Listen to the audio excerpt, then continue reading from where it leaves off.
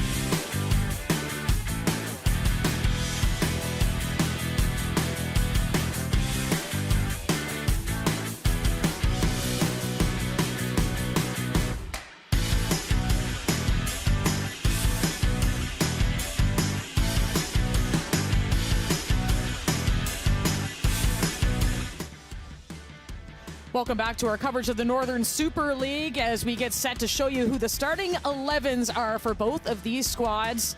Let's start with the home team, the Montreal Roses, where just the change in goal and another one in midfield. Mara Bouchard coming in for her first action. Yeah, this is huge for her to be able to step in there and not only just get her first action at all, but to be able to get that start.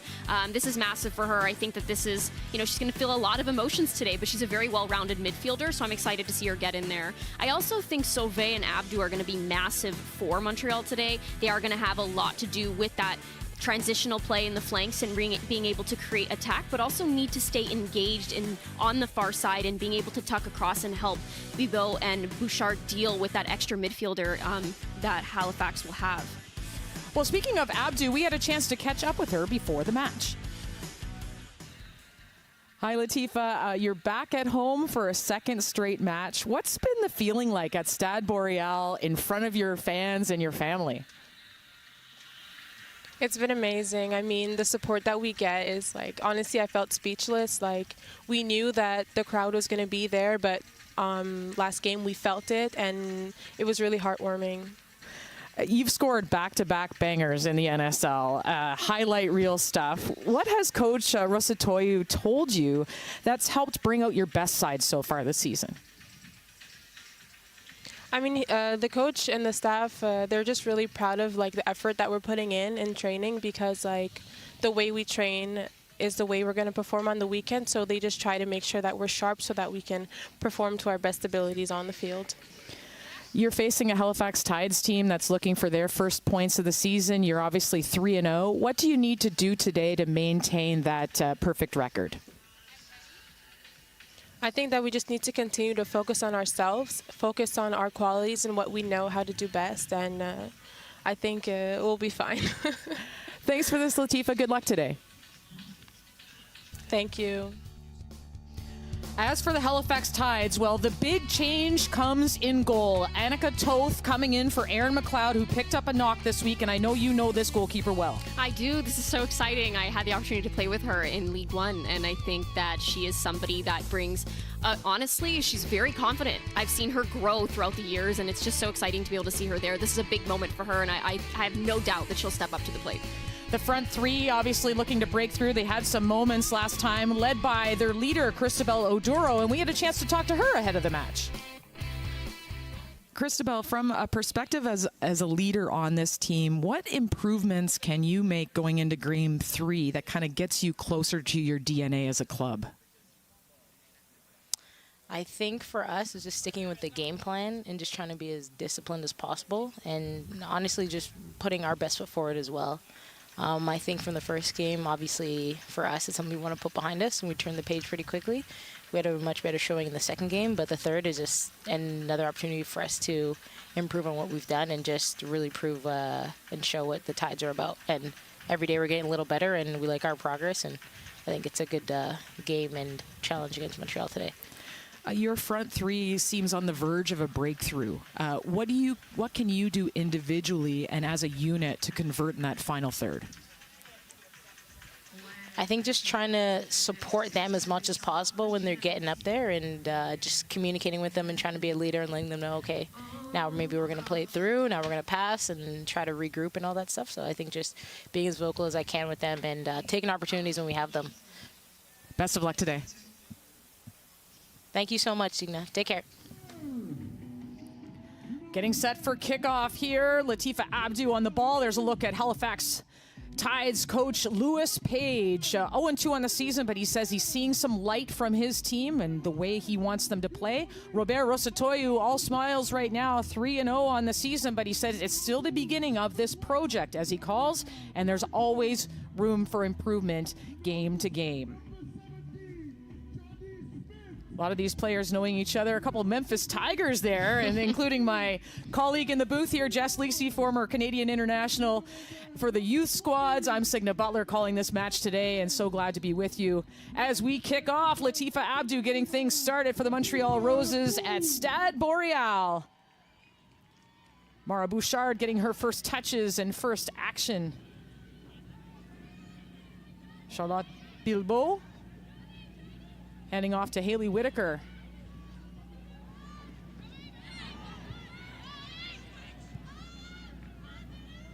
Toth, her first touch.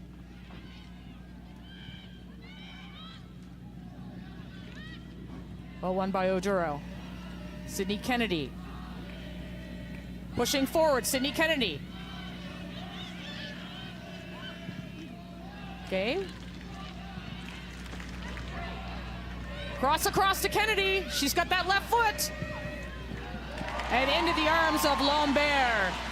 That is such a great build-up from Halifax. We want to see them on their front foot. That was something that lacked a little in the last game. They did very well to stay compact, but they were a little low. They were playing in more of a low block, and we're seeing them. They're front-footed today. They're coming out right away, intensity, and that was a good opportunity for them. Good build-up, good team play. Bilbao playing it forward to Boychuk. Montreal known for some early goals this season. Boychuk looking forward. Not quite cleared out of the way. Lemire off of Boychuk for a goal kick. We saw Bilbao do that a lot in the last game, being able to switch the point of attack and really expose the flank play. And I think that that is also going to be very key for Montreal today in finding success, being able to expose the flanks and get the balls in with players really rushing and crashing in the box. Montreal with pressure, Paquin winning the ball back. Wykers to Lemire.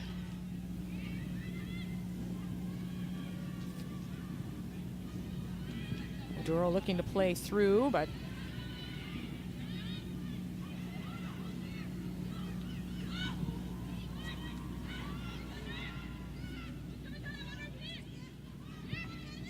Jonsdottir back to Norkus. They'll build through the back. Olai. Give and go, broken up.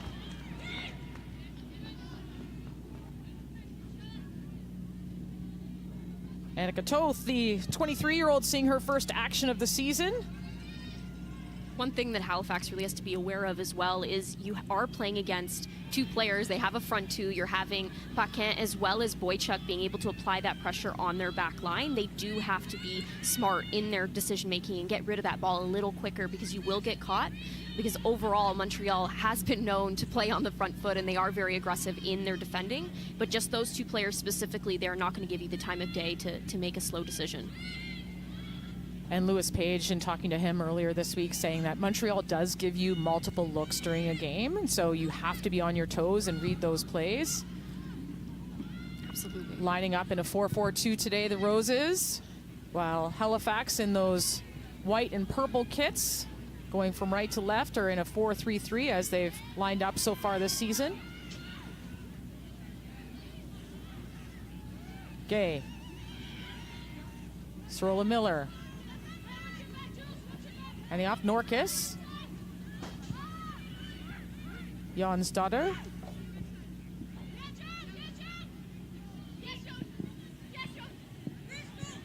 Jody Smith winning the ball back. And clearing up the pitch, out for a throw-in. Just within these first 4 minutes, there's been so much intensity and more confidence from Halifax's side. You can see that they really want to get on the ball. They want to play a possession-oriented style and have that movement off the ball. So far, I'm very impressed with them. I think that you can see just how bad they really want it.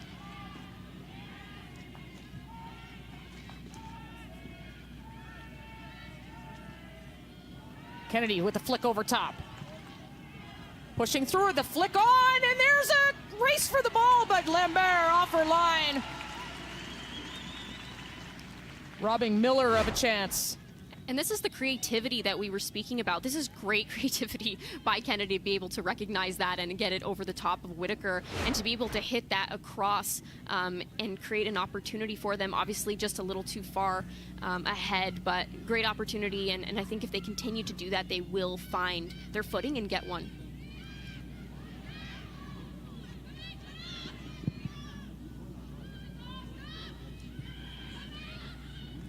Capadonna under pressure from Gay.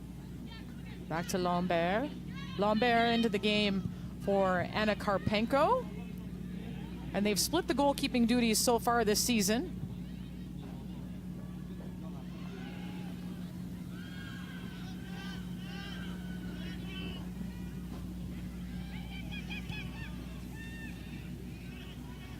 Jonsdottir knocked off the ball, little too much by Bilbao. That's a perfect example of the pressure that Montreal does apply, though. Obviously, that did not go Bilbao's way, but I think that she did really well to not allow Jonsdottir to be able to turn or create anything or build out, and that's one thing that they have to be very aware of today. I think that Halifax has to be a little quicker in their decision-making and just recognize the pressure that is coming. Mara Bouchard.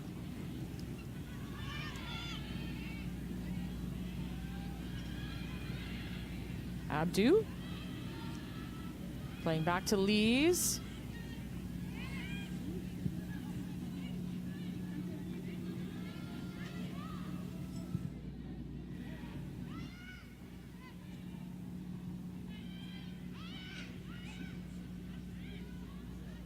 Capadonna. Bilbao.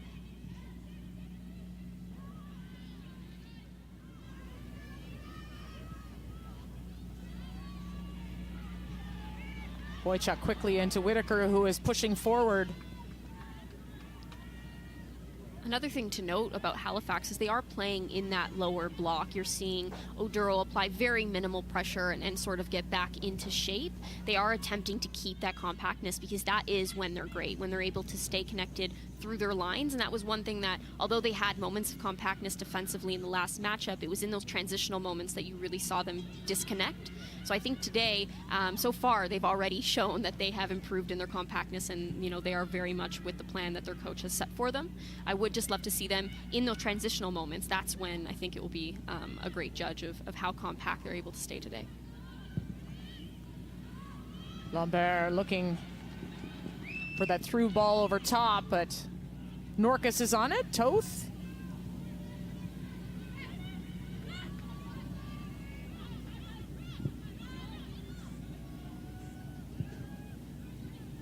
This is great, that ball movement, the quick passes, the quick decision making. It's very frustrating as a front two to, be able to read it and then not be bypassed. So I think they did a very good job there to be able to bypass both Paquin and Boychuk and build out of the back. Give and go with Norcus. Norcus turning. Miller pushing forward. Miller looking for her shot!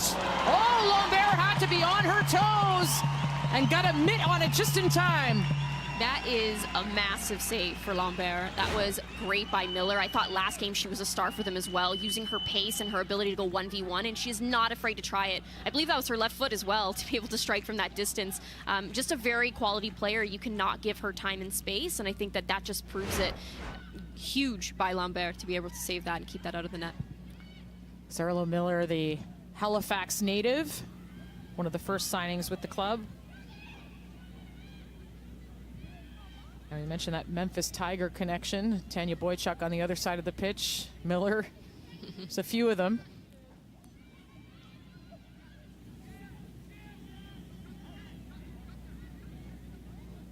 Lees looking for the long ball over top to Whitaker.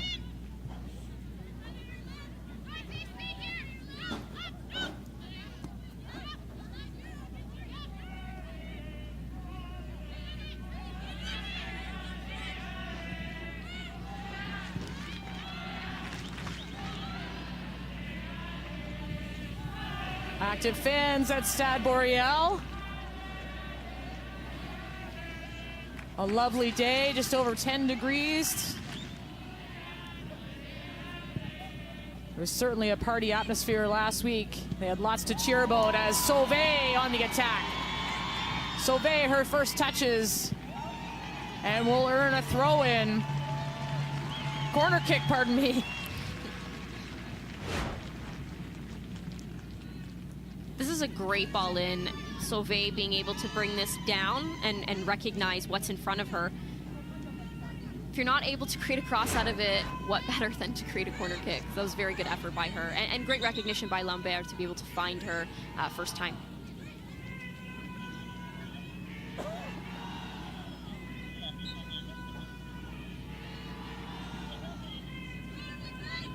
Abdu on the corner. And looking for far post. Capadonna heads across, and Toth with the sure hands to haul it in.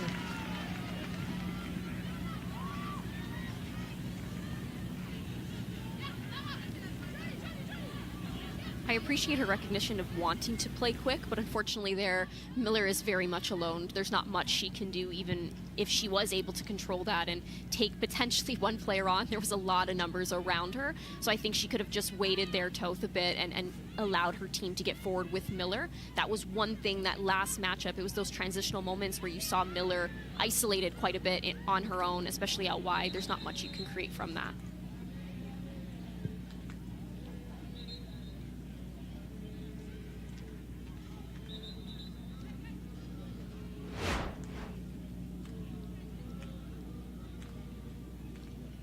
Oof. That does not feel nice. No, it doesn't. At least it's not a cold day, right? But when it comes that quickly, sometimes you just need a moment. You gotta collect yourself and you're good. Collect the water in the eyes. Rolla Miller seems no less for wear. Whitaker. Abdu working in combination with Boychuk. Boychuk, the cross in, far post. Not quite connected with. Toth busy early on. Another player that I'd love to point out, I think that Whitaker has been huge for them, specifically in the last 2 matchups. I think against Toronto in their opening match, we didn't see her best necessarily. We only saw glimpses of what she was capable of. But in the last 2 matches, she's been very good 1v1 on both sides of the ball. You saw just there being able to create that and create those opportunities. She's been great in overlapping and helping her team get crosses in the box. Just to give her a shout out because she has been great for them.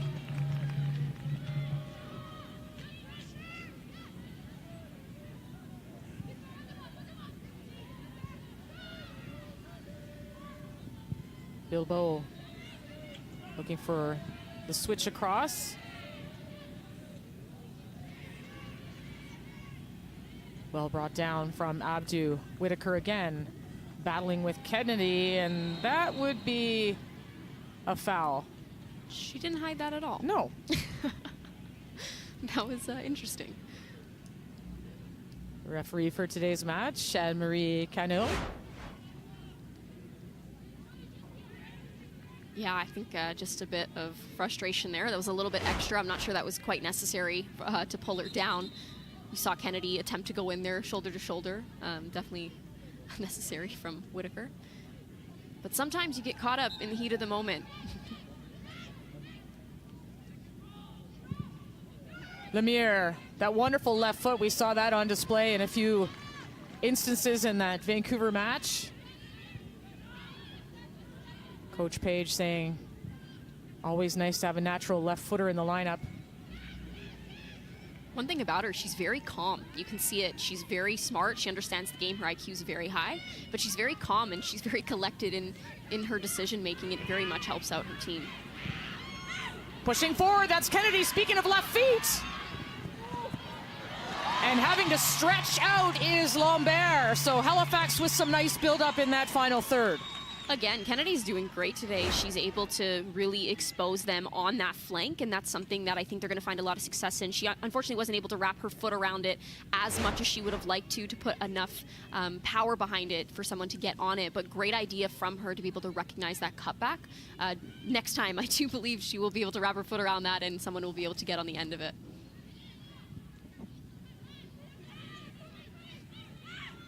Miller beating Smith to the ball.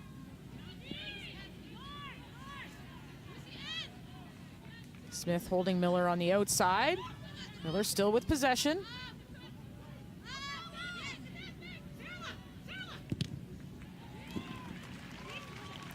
Earning the throw in. 15 minutes into this opening half. Scoreless so far between the Montreal Roses and Halifax Tides. You saw Miller do a very good job at being able to hold her own and sort of keep Smith off of her back, which is not an easy thing to do. I would love to see a bit more movement from Halifax in that. You saw quite a few players standing around sort of waiting for her to be able to get out of it. That's not a very easy thing to do, especially when Sauvé is coming back and applying double the pressure.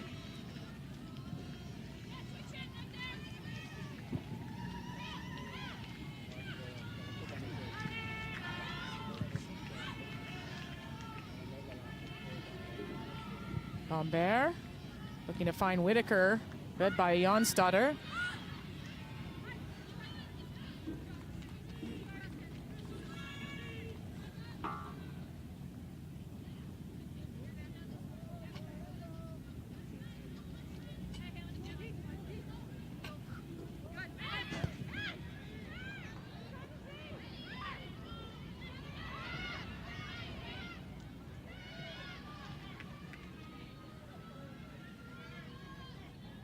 Norcus.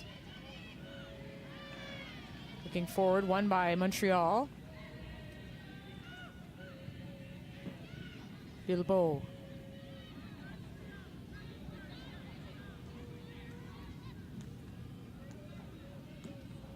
These under pressure from Oduro.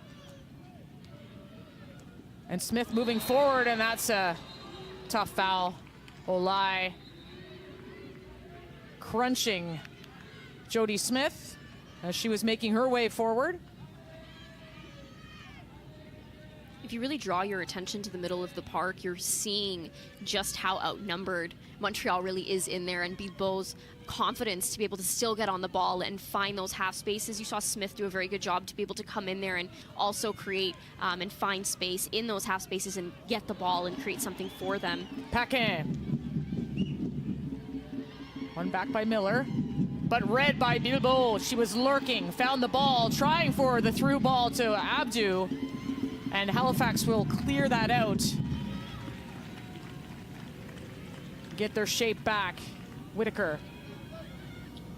Bilbao is somebody who's very active on both sides of the ball. She puts the work in defensively. She's not afraid to really step up and put her body on the line if she has to do that hard tackle. But she's also very confident when she has the ball, and she's able to really switch the dynamic into Montreal's favor.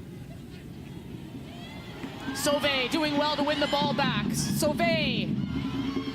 Halifax not quite clearing it. Jonsdotter pushing the ball out wide. And Halifax escaping with one there. Sauvé couldn't get that connecting pass. As great as Montreal has been in the final third for their past 3 matchups, that's one thing that just needs to be slightly tweaked. I think that the final pass, the final cross, that decision and where to send that cross and not to force it will be huge in helping them find more goals in that final third. Boychuk, Abdu. High looping ball, but Toth up off her line.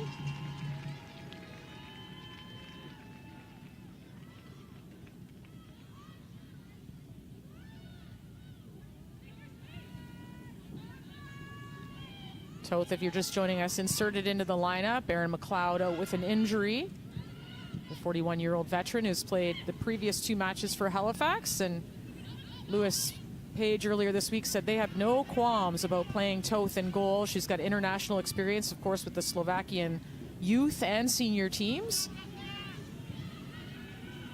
And just great quality in her game.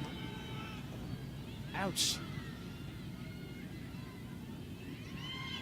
Abdu against Lemire, getting the cross in, cleared.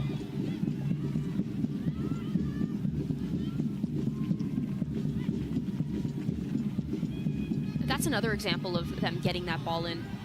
Bilbao's cross. A nice header to get that ball under pressure from Olai. You want more numbers crashing the box. You have Paquin and you have Boychuk getting in there, but sometimes that's not enough when you have a back 4 really. Paquin going from distance, but the ball over top of the net. Continue. No, that's okay. We were holding our breath. This is a good ball in as well. Again, that's a hard Olai really coming through Boychuk there. But it was a good decision by Paquin to try it even from distance, because why not? She is somebody that has the quality to do it, and that opportunity, it was the best decision. But I do think that I would just really love to see more numbers in the box on those crosses to be able to create something off of them, because that is just one thing that I think Montreal has struggled with a little bit. They have a couple people really crashing, but just not enough. And that's what Coach Robert Rosatoyu was saying this week, that he'd like to see a little bit more opportunities within the box, both within set pieces and in the run of play. Lees and Capadonna back at the center back position. They've played 90 minutes in every single match so far, these 2 first-year professionals. And rightfully so. You would never think that this is either of their first years playing professionally. They play so confident. They have such poise when they're on the ball, and they do a very good job at holding their own back there. Bilbao. Cross to Whitaker, who's pushed forward. Whitaker. Her cross, looking for the header! And it's just wide from Paquin. This is a great ball in. Great recognition by Whitaker to get forward and to be able to cut back and find Paquin at that back post. This is just great by her. Quick little feet, looks up, recognizes, hey, I'm going to find Paquin. She's wide open. I would have loved to see Paquin really redirect that back across the 6 and have people crashing instead of going towards goal and trying to score herself from there. It is an awkward angle. It's also a lot more difficult when you're doing it with your head. So yeah, I would have loved to see her just be able to redirect that back across for her players that were crashing in the box.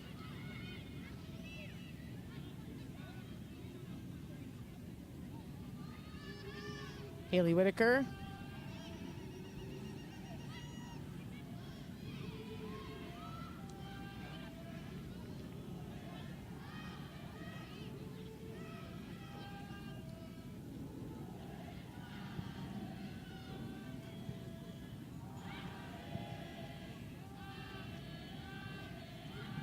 Vickers. Jonstadter. Near looking forward, no target. But on the attack is Montreal. Lemire gets enough of a shoulder on Abdu to prevent a cross-in. Yeah, that's the combination play that you're expecting. You want a player like Whitaker to be able to read that and step in, and you want Boychuk coming off the front to be able to allow combination plays such as that and have, you know, Abdu with the one, being the one with the ball at her feet, really being able to go at people.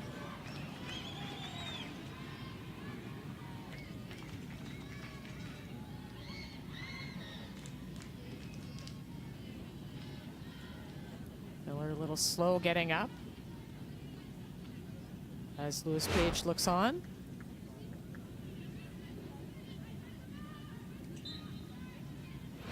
Yeah, it looks like she didn't get the fun end of that one.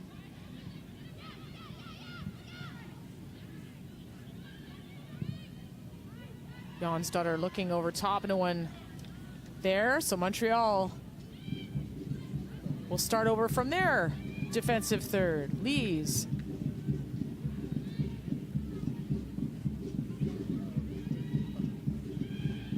You are seeing them drop in sort of a 4-5-1 defensively, Halifax. You're having Kennedy and Miller really tuck and be able to drop in line with the midfield, and you're seeing Oduro stay a little higher. But they are definitely not in a high press. Last matchup, we saw the same thing. They were sort of trying to conserve their energy and save their legs, having to travel. Abdu. Lemire getting there. Lemire getting out of trouble. Not quite. Abdu, the cross in! Sauvé was lurking, and so are Montreal right now. Capadonna will reset to Lambert. We're seeing Lees really try to disrupt Oduro's ability to put and apply that pressure to Capadonna. It was a very good job by her, because Cristobal Oduro is not the player you want running at your back line.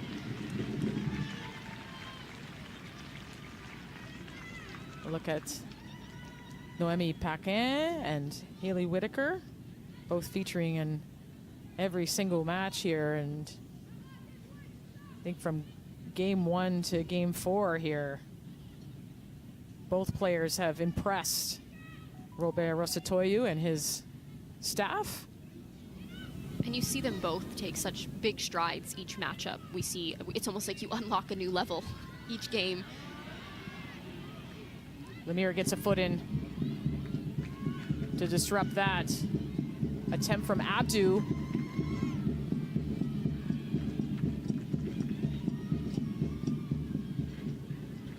Bilbo turning patiently.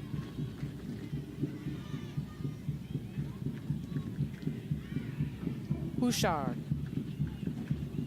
getting her first start and her first minutes of action. Former McGill Martlet out of U Sports, number 8 there on your screen. 3-time All-Canadian.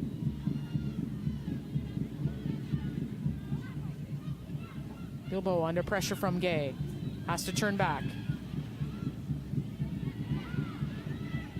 Working in combination with Bouchard. You're seeing Halifax attempt to all be on the same page. They are sitting in their block, so they're able to be compact. They want to pick their moments to press, and you saw Gay there really attempt to do it, but it was just a bit of hesitancy, and it didn't bring it all together, and Montreal was able to evade the pressure. When one person goes, you have to all go. You have to be in unison there, or that's where things really start to break down.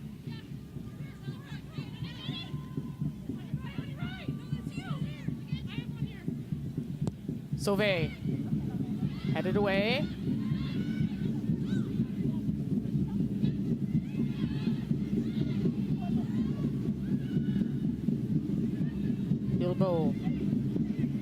Turning, looking for the switch. Lemire is there. And Kennedy now.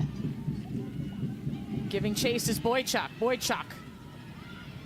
Love that, when your forward comes back to help out, that's always a nice feeling. You see just how committed Montreal is to their roles and not allowing anyone to, get that one up on them again. We saw that last matchup, they were having to come back and chase the game, and they showed such resilience, and resilience is something that they pride themselves on. They've been so awesome with that throughout all their matchups, whether they were up a goal or they were down a goal like last match, and I think that Boychuk is just somebody that really embodies everything that this Montreal squad stands for. 2 goals on the season for Tanya Boychuk, the Edmonton native, coming back to play in the NSL from the Damallsvenskan in Sweden. Oduro winning the ball forward, but into the feet of Lees. Bouchard picked off. Picked off again. You're seeing Kennedy do a good job at coming off the front and really living in that flank area and being able to get on the ball just in behind Abdu and just in front of Whitaker. But when she does get the ball and she's finding Oduro, there needs to be other people getting forward to support Oduro. There's not much she can do back to goal. Having 2 players like Lees and Capadona on your back is not an easy fight. So I do think that she's doing great to find the ball, but there just has to be more support in behind Oduro so she's not isolated and left up there by herself.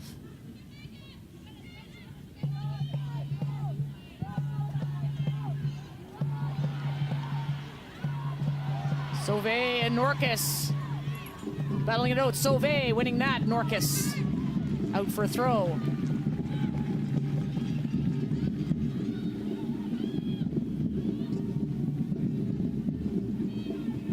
Okay. Cross to Whitaker. One-on-one with Kennedy. Whitaker. The cross in! And the header wide! Nearly a repeat of what we saw in the last match against the Ottawa Rapid. I was going to say, Boychuk wanted another one the same way.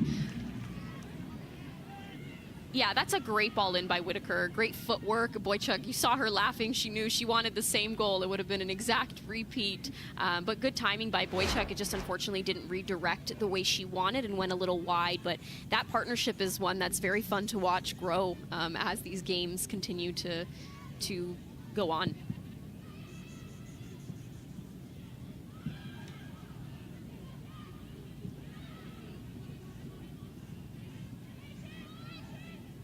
Miller.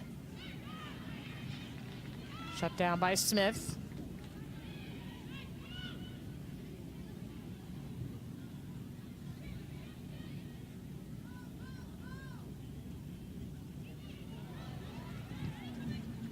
Whitaker going inside. Wickers. Crichton.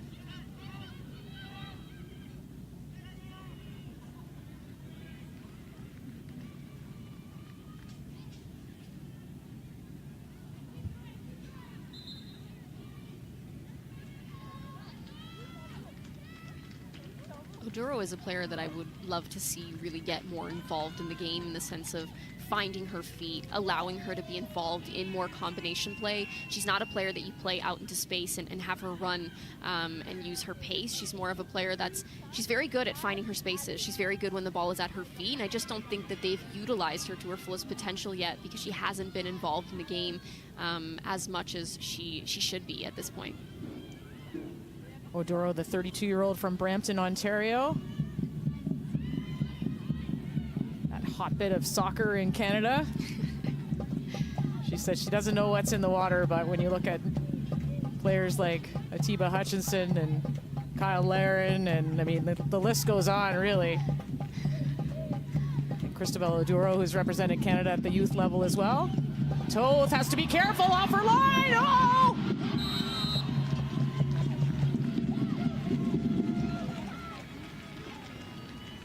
Whistled down by the referee. This is a great ball in by Lise to be able to see Sauvé applying so much pressure. I guess she applied just a little too much contact on Toth there, but Toth really standing her ground nonetheless and being able to fight that and get it in her favor. Nice touch by Kennedy to get forward, but Bilbao, as she often is, to the rescue.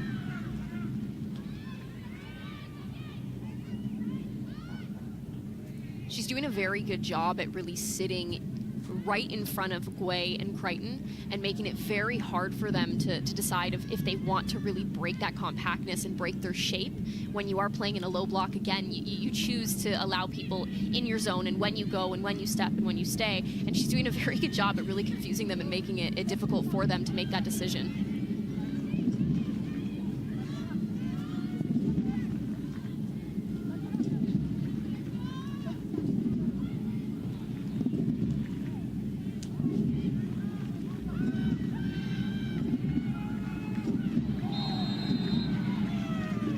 Heavy tackle from Gay on Bouchard.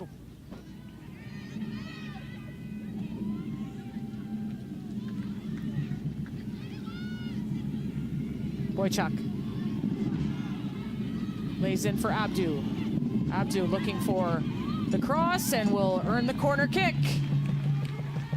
Boychuk's ability to find those half spaces and really live in them and turn and create so much for her team going forward is one thing that makes her so great. You don't often see players who are great at both coming off the front and being great with their back to goal, but also being able to be the player that you're sending into space. And she's somebody that is a hybrid, and she does them both so well. Sauvé in for the in-swinger. Toth on it as bodies drop to the floor. One thing that is not lacking from this matchup is the physicality and the heart.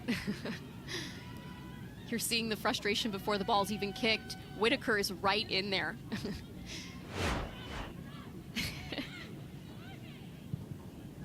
Getting a little dirty in the 18-yard box. It's a sign everybody's into the match. Whitaker winning the ball back. Timely tackle by Crichton. Roses still with the ball. Boychuk working one-on-one against White Wickers.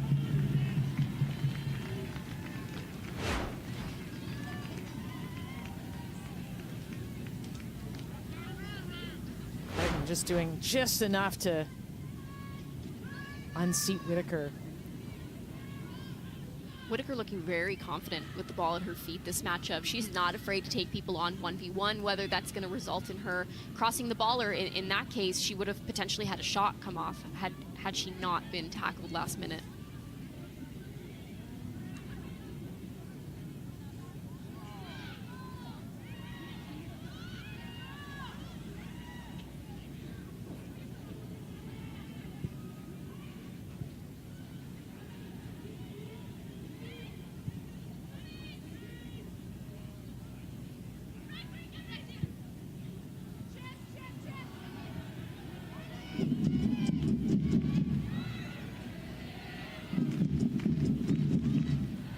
Back. Get a look at the possession stats up in the upper left-hand corner. 62% for the Roses so far.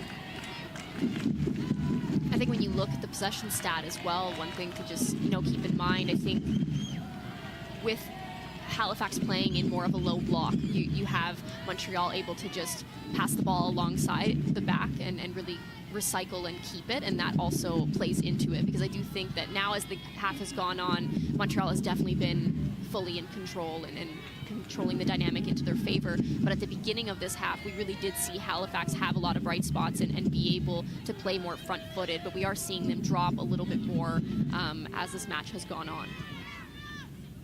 10 minutes and change left in this opening half. 0-0 match between the Montreal Roses and Halifax Tides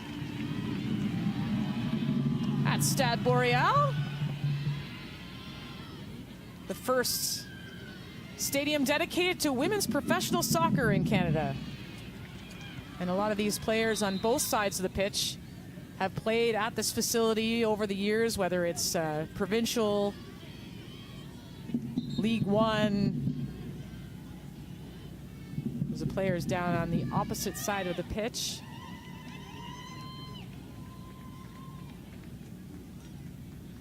That's Oduro holding that left ankle.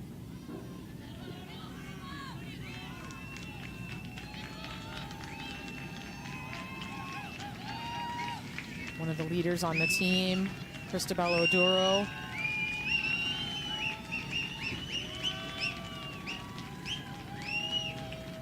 I think Lewis Page will be quite pleased with his squad in this first half. I think that they've prided themselves so much on wanting to be a compact team in and out of possession, and I think there was, again, bright moments where they were able to create dangerous opportunities for themselves, but defensively I think that they've done a pretty good job at really holding their shape, and we're seeing them specifically in that 5. They're almost playing in a 4-5-1 defensively.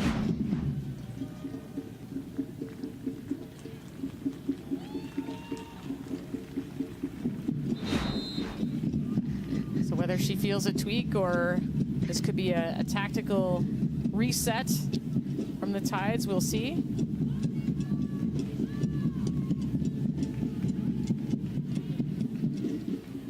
Definitely didn't see any contact there unless there was a lingering injury.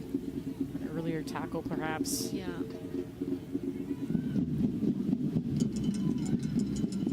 She does have a great soccer brain, so if it was a tactical thing, I also wouldn't be surprised.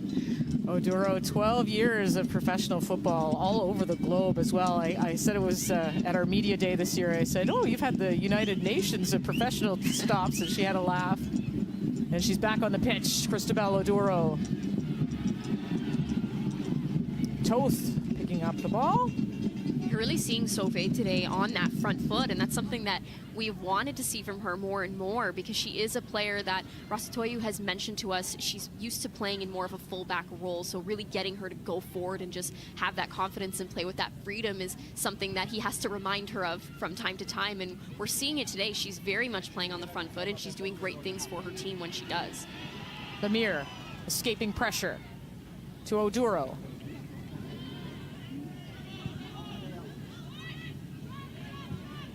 Jonsdotter. Miller, 1v1 against Smith. Ball into the hands of Lambert. It's a good idea. It does have to be a little bit further out. If she was able to get that a little further out, I do believe that someone could have potentially got on the end of it, or at least created something. Abdu. Onside, and they had to be careful there. Wickers knocking that out of danger. But you can't take your eyes off Abdu for a minute. No, as we've seen, whether she's right in the 6 or she's a little further out, she will be able to hit the ball on goal.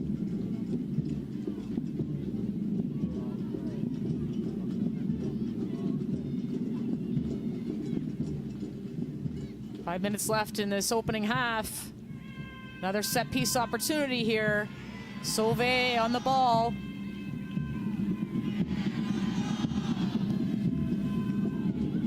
Far post, open header. And over the net, Julia Lees with a clear header opportunity. This is a great ball in, and this is a great win by Lees. There's no reason that she should be wide open there. I'm not sure who was marking her, but from Halifax's point of view, there's just no reason that she should have a clear header that way.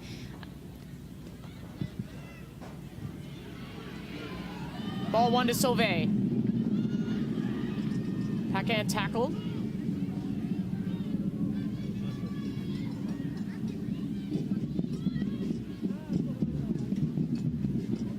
Lees moving forward, under pressure from Oduro. Bilbao tried to slice the ball over top.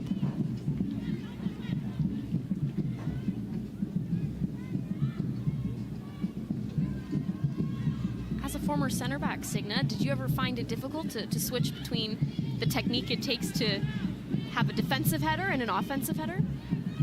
A little bit, to be honest. I don't think I ever scored a goal off a header. Center backs are much usually... to my coach. I was usually taking the set pieces, though, to be fair. Okay, flex on us, Signa. Sorry.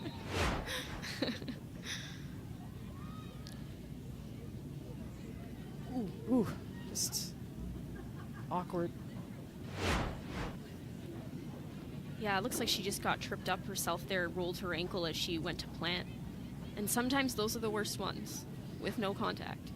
Well, Jody Smith she had a great match in their last match against Ottawa. Another look at this. Oh, just maybe stepped on the It looks like she might ankle have of caught. Miller. Yeah. Yeah, I think Smith has been huge as well. We spoke about Whitaker, but I think both of the fullbacks for this Montreal side have been instrumental in their success so far, because I think they've both created a lot of opportunities for them going forward, and they've both been so great defensively in bringing that intensity and that heart to helping them really secure their back line. She's back up on her feet. Robert Rosatoyu said of Jody Smith, she just has incredible potential. You know, she's fast, she's strong, she can play in tight spaces, as you saw in that match against Ottawa, and she'll go through the run through with the team's trainer on the far side of the pitch, but she's still looking to add tools to her game. And, you know, with a lot of these young players, and that's what professional football is all about. You're out of your university years, you're out of your youth national team years, and now's your opportunity to push yourself on the professional stage. Abdu with some footwork, pushing forward, picked off by Lemire. Crichton beats Abdu, but picks up the free kick. And could this be a little opportunity towards the end of the first half for the Halifax Tides?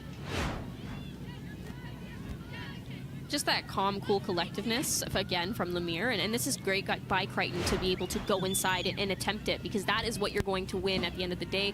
If there's nothing else for Montreal to do, you saw Abdu, she was a little bit behind there, so being able to foul is her only option. And that opportunity did not go Halifax's way. The ball rolling out of touch intended for Crichton.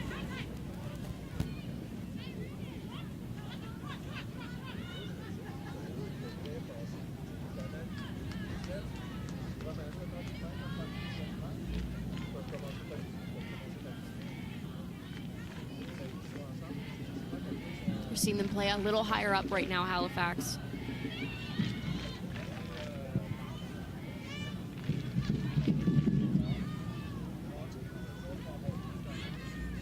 Smith back on the pitch, no worse for wear.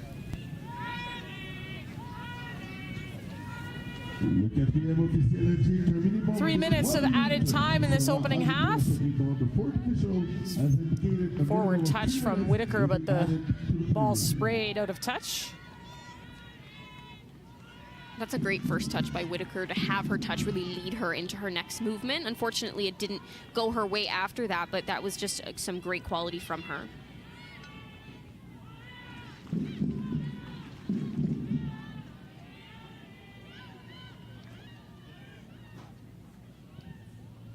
Halifax bringing the pressure, but Lee's able to escape. Abdu. And Lemire battling it out. Lemire giving up the free kick.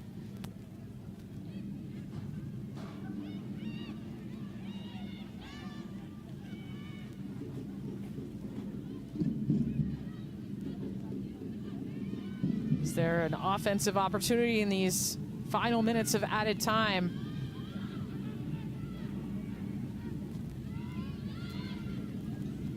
I think one thing that Montreal has also very much improved on in these last few matchups is they're so comfortable with the ball and just keeping it and not forcing it.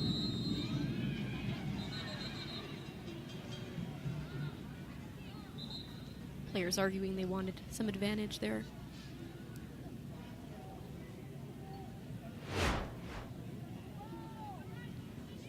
Jody Smith laying the body on Marika Gay. Yeah, that was a little late. A little late.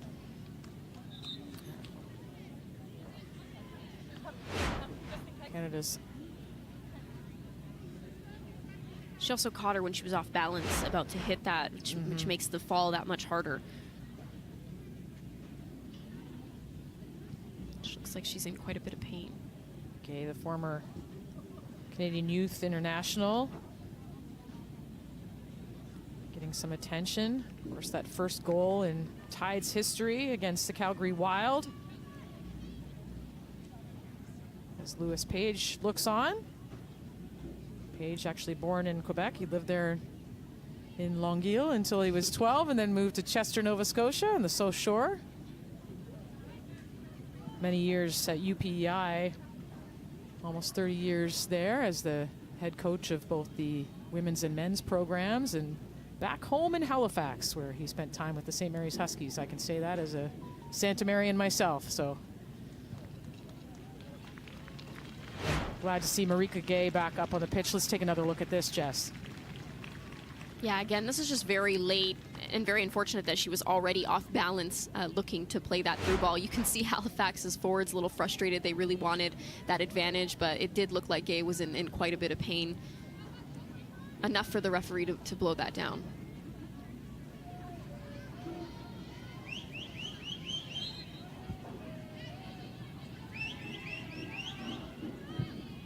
It's a free kick in these late minutes. Lambert off her line and quickly out of her hands and into the feet of Abdu. And this is where Montreal shines. It's those transitional moments on the flank. You saw them do it against Ottawa. Boychuk off for a corner kick.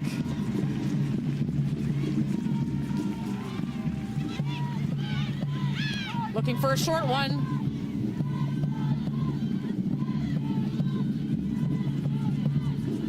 Bilbao. Boychuk. And Oduro out to clear that out of danger. Nice slide tackle there. Corner kick.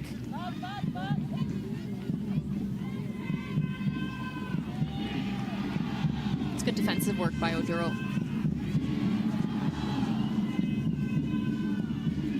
Sauvé. Part of the fall post. Wojciech on it, but spins around, and Capadonna trying to keep it alive. Smith. Capadonna. And Toth off her line. Just a bit of miscommunication there. You saw Lise really try to go for the same ball as Boychuk. She is coming towards it. She sees Boychuk has her back to her. It would have been great if she would have left it and not knocked her a bit off balance. So there is the opening 45 minutes as Anne-Marie Canil blows her whistle. 0-0 match between the visiting Halifax Tides and the home side Montreal Roses FC from Stade Boreal. Quick thought on that opening half? Yeah, I thought Montreal really controlled the dynamic of that. I do think their final pass is what's missing, and I think that Halifax was able to stay compact in their shape, and they were also able to create some bright moments. It's just that final pass that's really missing for both sides right now. So we'll look to see if some of those things can get tidied up in the next 45 minutes. But up next will be our halftime show. Right now, it's a 0-0 match between the Halifax Tides and Montreal Roses FC. Couple of chances. We'll see if any of them can crack the back of the net when we come back.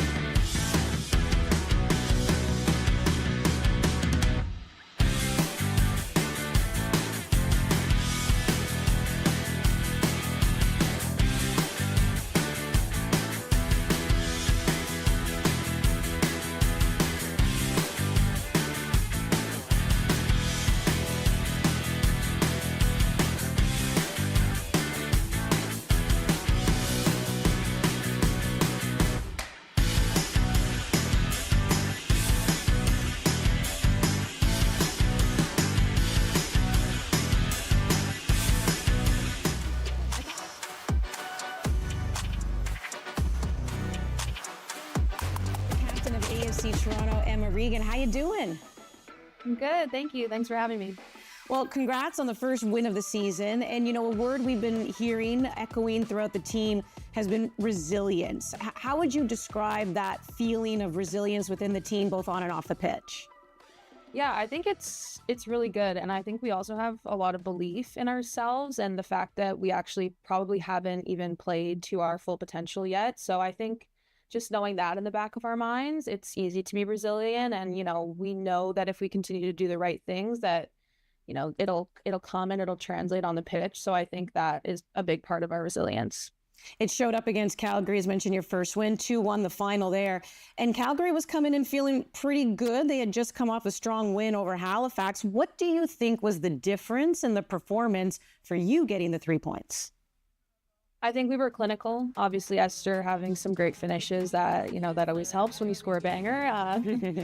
Really shifts the momentum. But yeah, I think we try to treat every game the same. Our coaching staff has emphasized that from even beginning in preseason, that all of these preseason games should be the same as, you know, walking on to the final. So I think that we're just going out there every single time and trying to do what we can do, playing our game. And sometimes the ball doesn't bounce your way, as it didn't in the first 2 games. But I think we're just going to keep at it, and hopefully like it starts to click even more than it has in our last game.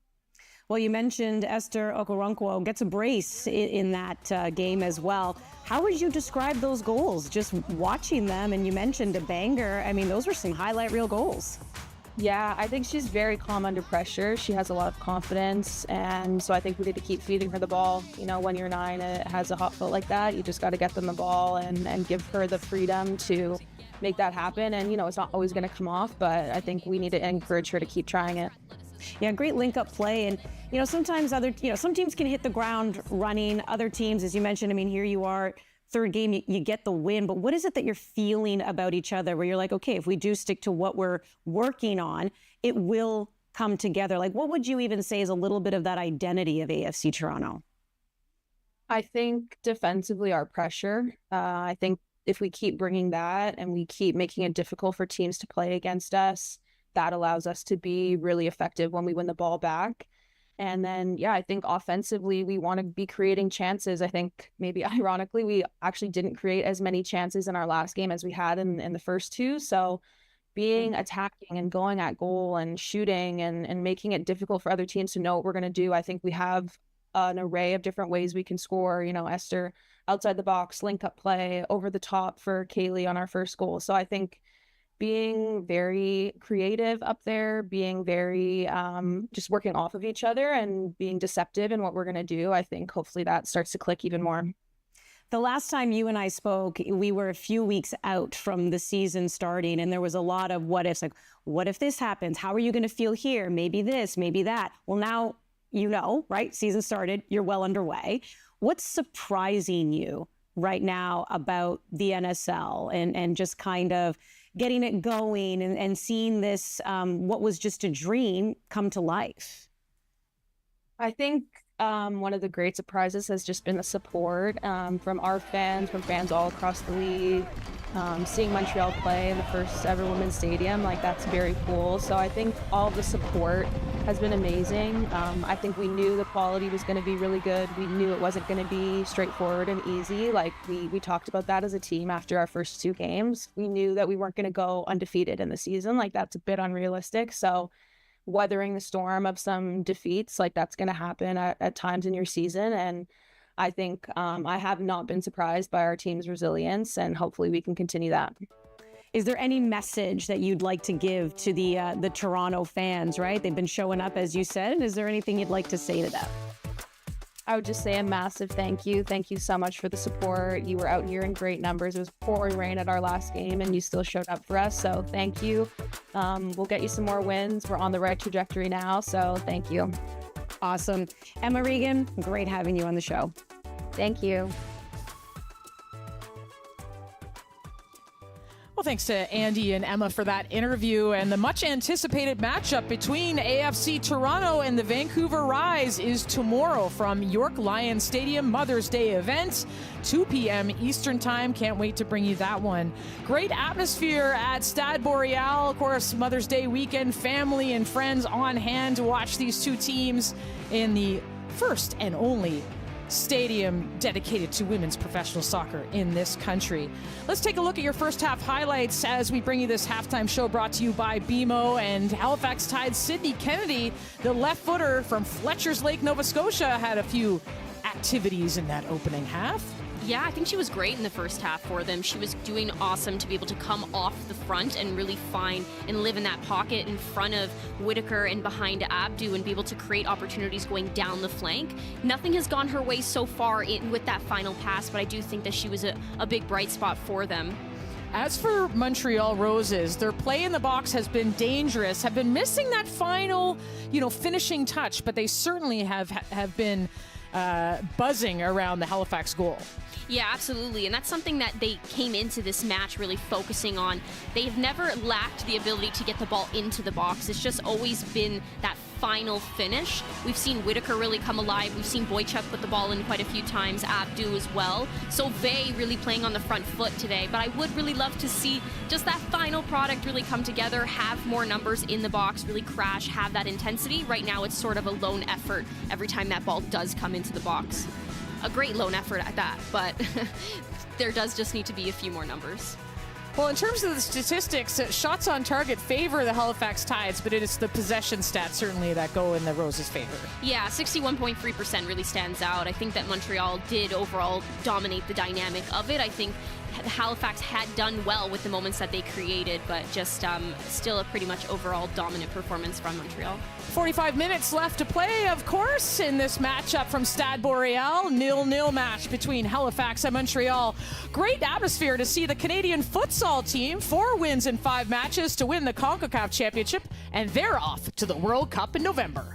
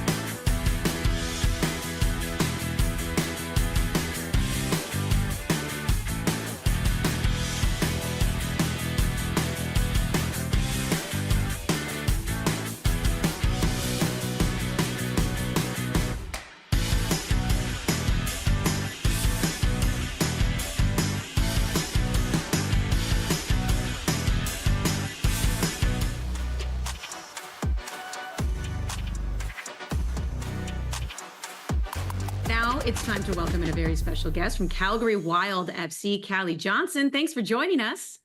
Yeah, no worries, of course. First game of the season did not go as planned against Vancouver, but the win against Halifax, that was a statement game. Yeah, I think the game against Vancouver was a very, very big occasion, obviously. I think it was a very emotional game. And, with those games, sometimes you just got to get them out of the way and kind of grind them out. Obviously didn't get the result that we wanted, but I think it was important for us to get through that to then be able to come into this game and kind of show how we wanted to play and almost get rid of those nerves and just be able to play our football. And I think we executed that really well. Okay, you said you like to play the villain, especially on the road. You haven't played at home just yet. So what does it mean to ruin the party for the hosts? Yeah, I mean, the first one obviously off a set piece, which is great. They're really good goal scoring opportunities. I think it just ricocheted out the back, and I just remember kind of seeing it fall and gave a scream to Mouse, my teammate, to leave it so I could just hit it, and ended up being on target. So that was a nice one. The other one was just more of an opportunity. I think I didn't have too much time to think on it and was more so reacting on instinct, which was probably made it a little bit better. And yeah, just saw the opportunity. Goalkeeper wasn't in front of her goal as much, so was able to just hit it, and luckily it went in. Yeah, I think I might have started a bit of a rumor in saying that we like to play the villain. I don't know if I talk on behalf of my team, but I think it can be a fun role to play. I think especially, obviously, having 3 away games right at the start of the season, it can be a little bit brutal. So I think really kind of showing these teams what we can do, maybe when we're not in the comfort of our own home, is a really cool thing. And then obviously just really excited for that home opener that we'll get a chance to have in early May, and kind of hoping to show out for Calgary. What is your message to your fans as you guys have one more away game before you're back home? Yeah, I mean, I think it's been pretty cool to kind of see the support around Canada. Obviously, being Australian, I wasn't too sure about what the football scene was over here, but I think it's been amazing being able to see the crowds that have come out to pretty much every game so far, and the atmospheres that have been created. So I'm just really excited to go to Calgary and hopefully be able to perform like that in front of those fans. I think what I've seen so far, even away fans or maybe them watching remotely, they're out. So yeah, I think just can't wait to see all the fans out supporting us, and hopefully get 3 points for them. Well, thanks to Collie Johnson for that interview earlier this season. And finally, the Calgary Wild get to be at home for their home opener after 3 matches on the road. Ottawa Rapid come to town for that, and that'll be at 7 p.m. Eastern Time from McMahon Stadium in Calgary. So stay tuned for that one, Mother's Day special, as well as we head back inside of Stade Boreal for this 0-0 match between the Roses and Halifax Tides. We're getting set for kickoff. And Jess, if I could bring you in, Jess Lisi, former Canadian Youth International, Signa Butler here on the call. What did you see in that first half that maybe you see some adjustments happening in this next 45? Yeah, again, I think that it's that final third pass that's really lacking for both sides right now. We're seeing Miller and Kennedy for Halifax really step up and take people on 1v1 and attempt to get the ball in the box. But that final decision, whether the pass is not coming off or they're making the wrong decision on when to pass the ball, I do think that can really be improved for them. I also think for Montreal, they have to continue to go 1v1 on the flanks, whether it's Abdu, whether it's Sauvé, or you have Boychuk really coming off the front. I think Whitaker as well. I just like to see her continue to get involved in the play and have numbers really crashing the box. Final words in this half. Of course, the Tides looking for their first points of the season. If you're just joining us, Annika Toth is into the match for Aaron McLeod, who picked up a knock earlier this week. So that was the big change in the lineup. And it looks like Millie Clegg will be coming into the second half. We've been waiting for her. She's been out with a hamstring injury, and Coach Lewis Page said we probably would see her today. They're going to manage her time a little bit as she's coming back from a hamstring injury, but a New Zealand international, 19 years of age, lots of pace. So there she is, Millie Clegg right there, a big second half substitute for the Halifax Tides. I know their fans looking forward to seeing what this youngster can bring to the lineup.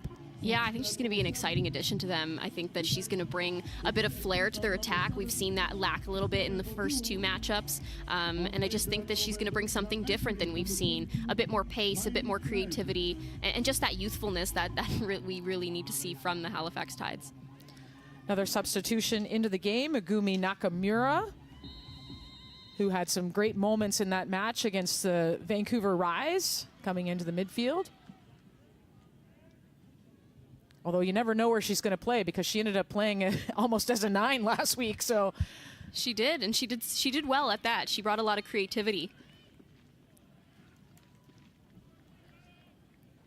So Marika Gay coming out after taking that knock late in the game. So Nakamura coming into for her, and Oduro out for Clegg.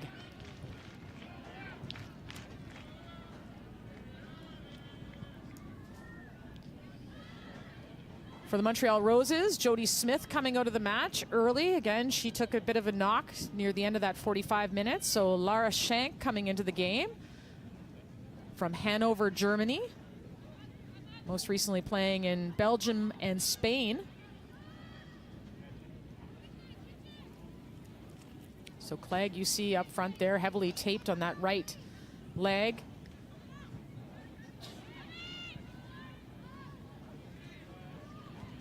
Paquin bounces off of Olai. Toth to Norcus. Miller. And cleared up to Clegg over top of Capadonna. One thing to pay attention to is the movement between Boychuk and Paquin. They're both very active when they don't have the ball. The ball's not at their feet. They're going to try to live in those half spaces. They're going to come out to the flank and be able to put themselves in situations where they can turn face forward and create attacking opportunities for their side.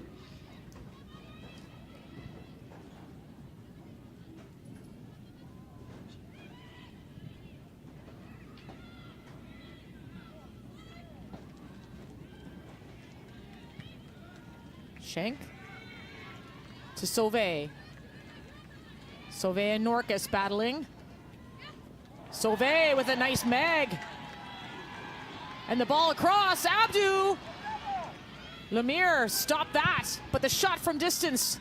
Bilbao.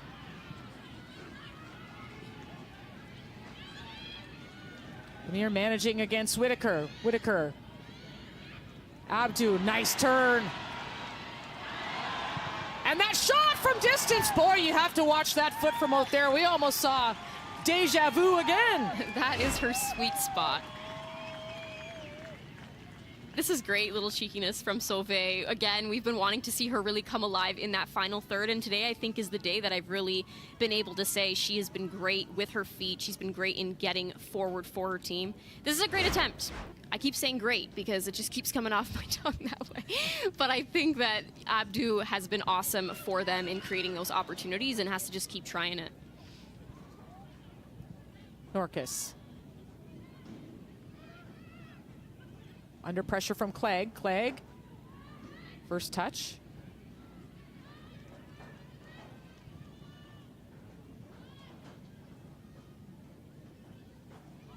Lees. Picked off from Crichton.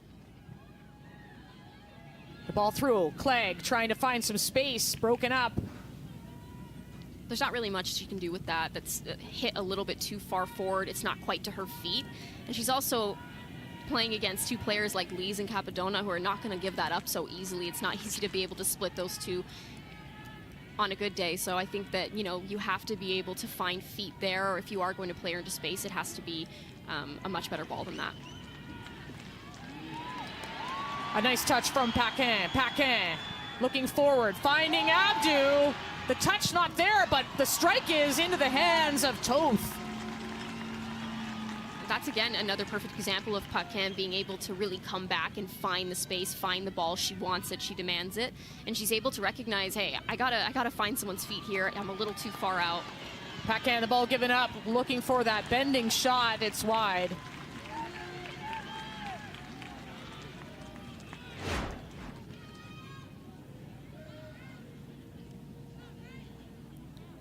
Again, great ability from her to be able to come in, beat a player, find Abdu's feet. Wasn't able to settle it, but was still able to get a shot off. But Toth doing well to be able to hold that.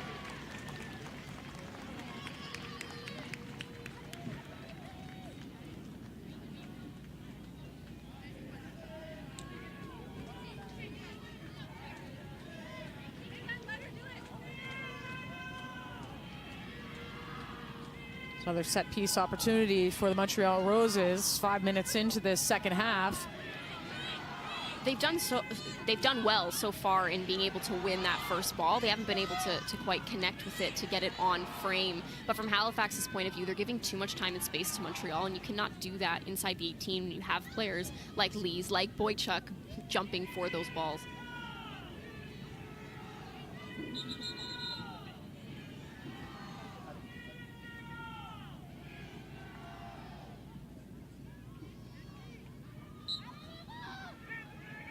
See the action in the box. Ball well struck in. And Gunny Jonsdottir, I believe, is down. Took that right in the midsection.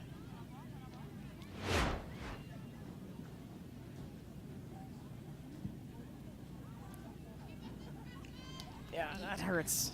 And you'll notice a name change on the back of her jersey, Gunhilder. That's, of course, her name. And if you don't know the background story, she's going to wear that on her jersey this year to honor her late aunt, Gun Balderson. And if you're from Nova Scotia, you know this story. Gun Balderson, in 1987, tragically lost her life in a car accident. She was a star soccer player for the Acadia Axe women.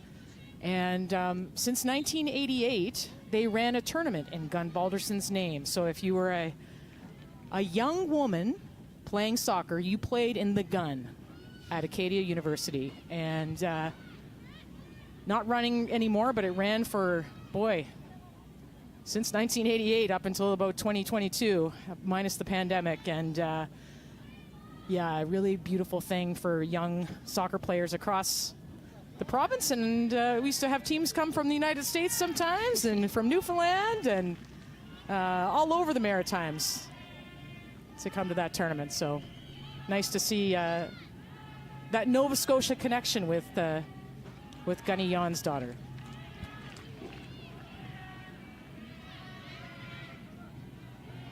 Sauvé pushing forward, lovely first touch to free, and Paquin looking for a breakthrough, but Norcus tracking well. You're seeing both Abdu and Sauvé do very well in getting back and helping their team defensively. We spoke about that a bit before the game, Signa, and how they needed to stay engaged when they weren't on the ball, whether they were on the far side or not. So I do think that they've both done very well in being able to come back and create those transitional moments. Again, Sauvé really starting that and being able to create an opportunity for Paquin. Unfortunately, just hit it a little bit too wide and a little bit too hard. Paquin wasn't able to get around there and get her foot on it. Miller earning a throw.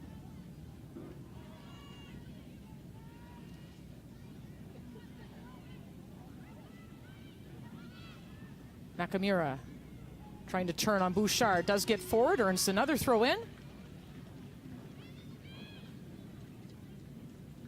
Nakamura is another player that I think in the first matchup, we didn't see enough of her. She really didn't show her full potential. She didn't get on the ball enough, and when she does, she makes things happen. So I would like to see Halifax really find her feet, let her begin the play and really control the dynamic for them and bring a bit of creativity to their attack.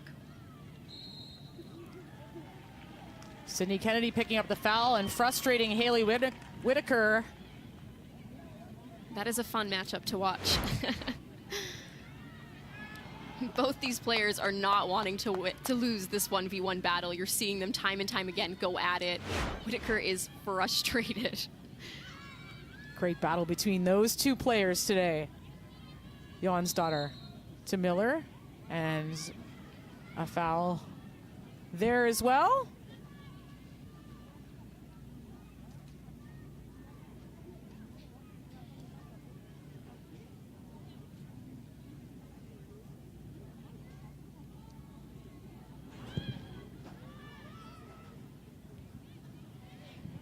Ball up, passing forward to Clegg. Clegg in the box. Miller trying to go 1v1. Broken up from Shank, prevents the corner kick, and Montreal gets out of trouble, out for a throw.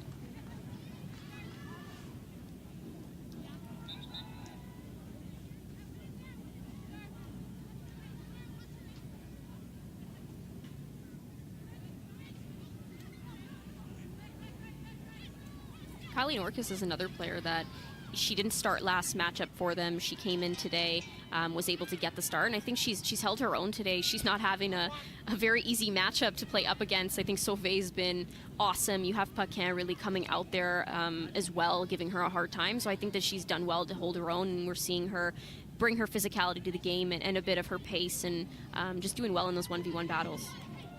Kennedy and Whitaker back at it. Halifax playing quickly. Lemire, left foot across. Looking for Miller. And unfair to both teams, hitting the referee, so we'll restart.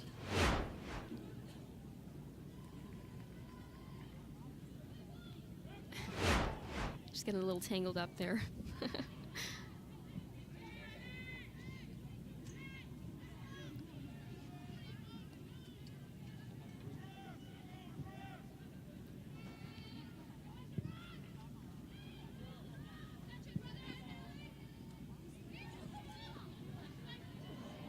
Kennedy taken down from Whitaker.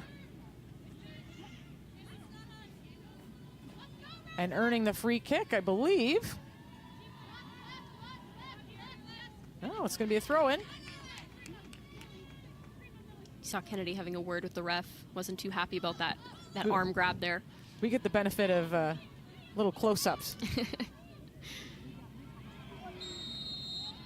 A late stab at a tackle, and Boychuk earns the free kick against Lemire. Anne-Marie Cagneau, a 24-year-old from Rimouski, Quebec, in the middle today. A few words.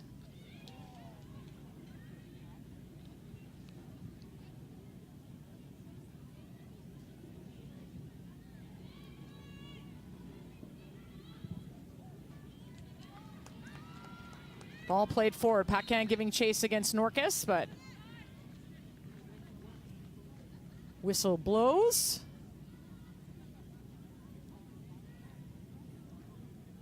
I think another thing I would love to see from Halifax, and something that would really help their attack, is having their fullbacks get a lot more involved in the attack and having those overloads and those 2v1 opportunities, catching potentially Sauvé or Abdou a little too high if they're cheating. Just really have the players sit. You saw Sid Kennedy sit in those half spaces very well in the first half. She was able to sit in front of Whitaker, but just behind Abdou, and it was causing a lot of problems. But when she did receive the ball, she wasn't able to do much with it as she had no support. So I just think having a fullback get a lot more involved in the attack and be alongside them for an overlap could be very helpful for them in creating more opportunities.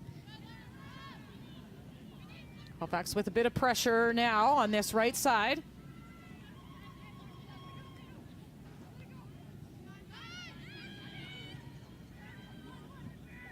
Lambert. Montreal able to play out of trouble, not quite though. Crichton was looking for Clegg, not enough pace on that pass. Abdou back to Lambert under pressure from Lemire. And Halifax earning a couple throw-ins in this offensive third. Jonsdotter.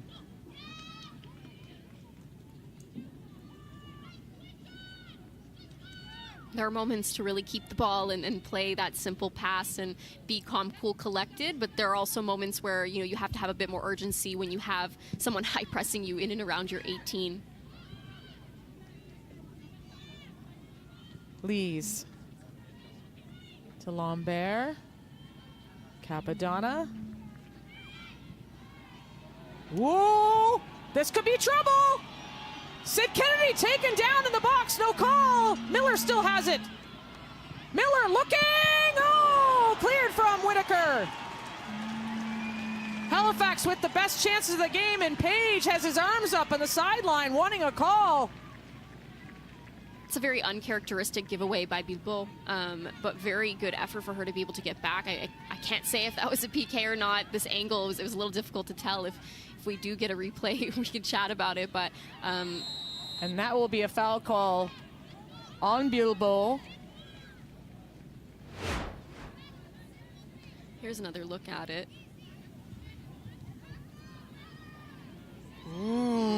She did make contact with Sid Kennedy's foot. It doesn't look like she really touched the ball at all, to be honest with you. Yeah, I definitely do think that was a penalty that was missed. I'd be frustrated if I was Halifax as well. Let's see if they take their frustration out on this set piece. An opportunity here for the Tides.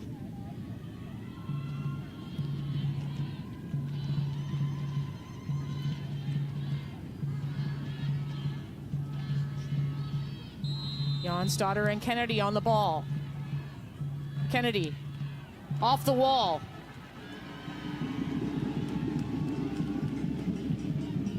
Wickers goes past Norcas, and this could be trouble in transition. Paquin, the nice turn, but lucky for the Tides, offside. One thing that Montreal's been known for is their ability to catch teams in transition. They are so great with that. They have such pace, and they have such great players with high soccer IQ. Unfortunately, Paquin didn't read that, and she was a little bit offside, but very lucky for Halifax. They also do need to do a lot better when they have those opportunities on free kicks. Exceeding of number 23, sortie de la numéro 23, Janta Creighton, entrée de la numéro 15. So Ali Hess coming into the match. Daphne Blouin, entrée de la numéro 21. And a couple changes for the Tides as well. Daphne Blouin coming into the match from Quebec City. Gianna Crichton coming out of the match. Changement du côté du Rose FC. Substitution for Rose FC. Sortie de la numéro 14. Exceeding from number 14. Claire Moniard. Entrée de la numéro 20. Claire Moniard coming into the game for Megan Sauvé. So some substitutions, and Robert Rosatoyu telling us earlier that this week that they have a really rough schedule coming up. They've got 3 matches in 7 days, so rotation was going to be part of the game plan today against the Tides. Here comes Abdu. Wicker's trying to hold her up. Abdu handled by Toth.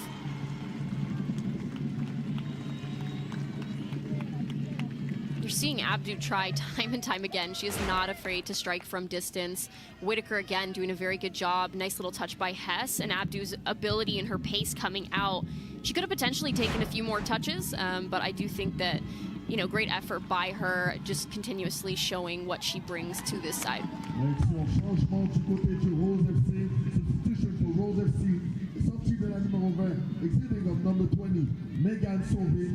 Rentrée de la numéro 14. Now entering number 14. Claire Moniard. All headed down. Not out of danger yet. Mara Bouchard. And Hess clearing it away. Number 6, Haley Hess.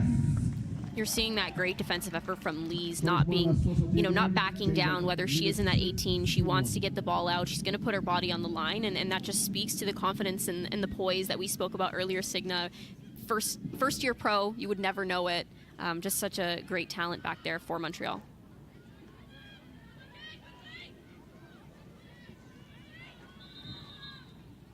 And Valerie Sato into the match as well for Montreal, or for the Tide. She's a Montreal native, I should say. So some of the Quebec-born players getting a chance to play in front of their fans and their family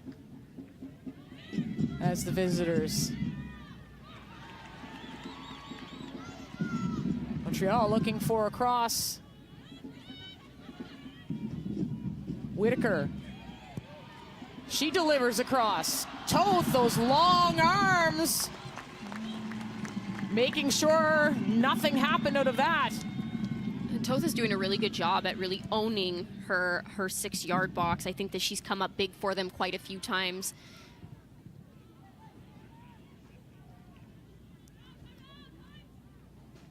Miller back to Jonsdotter. Olai. And Wickers. Jonsdotter.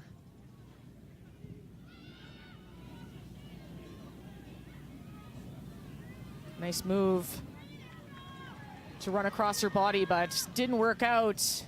And the Roses in possession. Lees.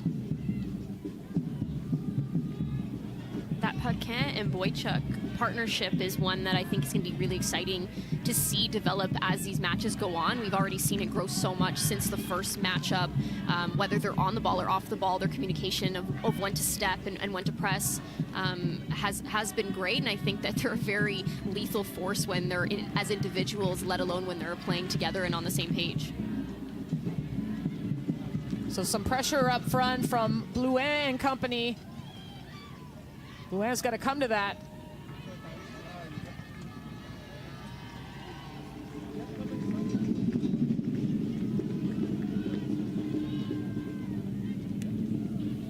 Is pushing forward for the throw in this 0-0 game.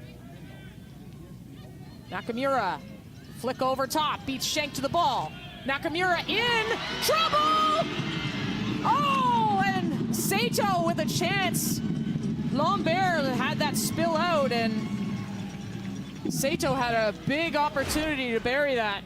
Yeah, this is a great individual effort by Nakamura, being able to get that up and around Shank, and great ball in.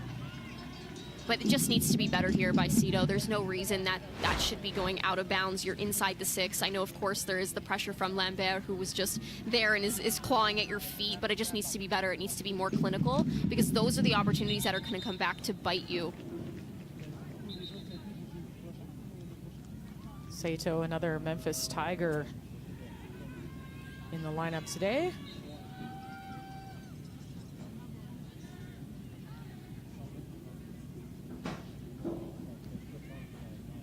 A look at Lambert, second start of the year.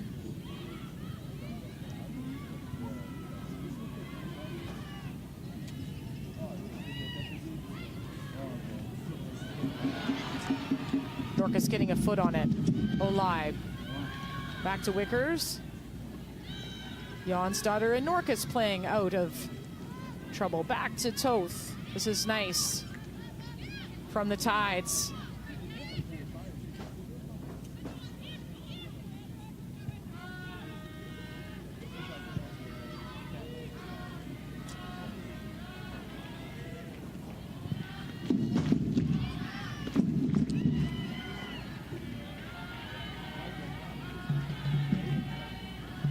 Luan giving chase.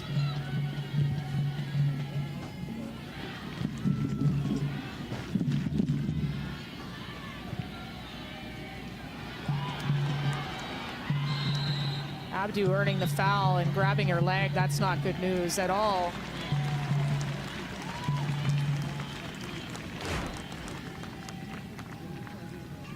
It's a great turn by Abdu. And just stepping on the back of her heel was Sato.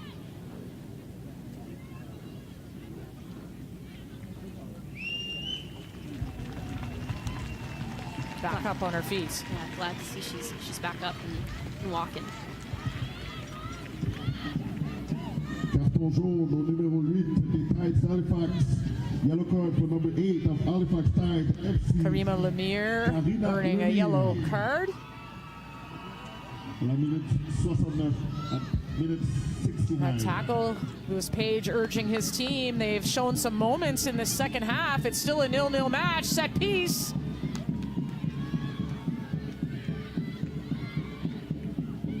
Monyard. Back to Shank and Paquin.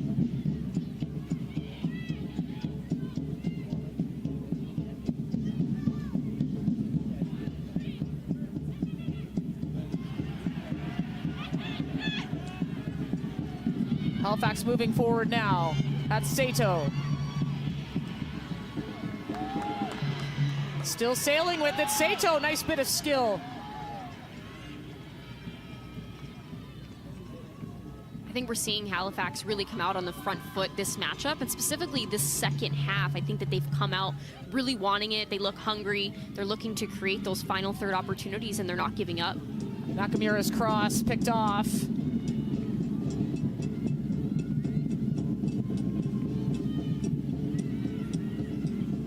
Paquin coming back.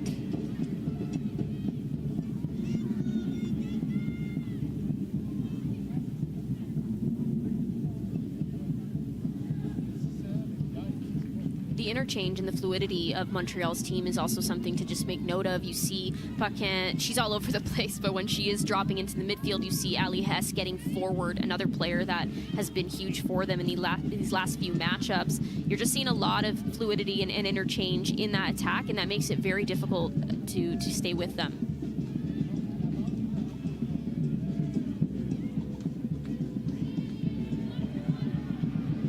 Monyard.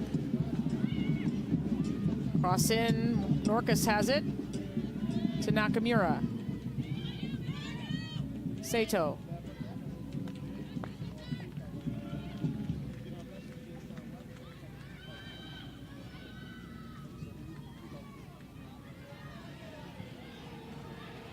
Abdu trying to play Boychuk in. Lemire under pressure from Boychuk, does well to win that ball. Montreal co-captain. Off to Monyard, left foot across, headed away. Not out of danger yet. Schenk is there. And just trips over it on the touchline. You can hear the scream of frustration. You're seeing Montreal really attempt to expose Halifax on that flank. You have Boychuk making that diagonal run into flank to create flank play, as well as having Whitaker really get involved. You have Monyard getting on the ball. There's just so much greatness that's happening in that flank play. They just really need to get that final pass off and continue to get numbers crashing the box. Jonsdotter. Back to Toth.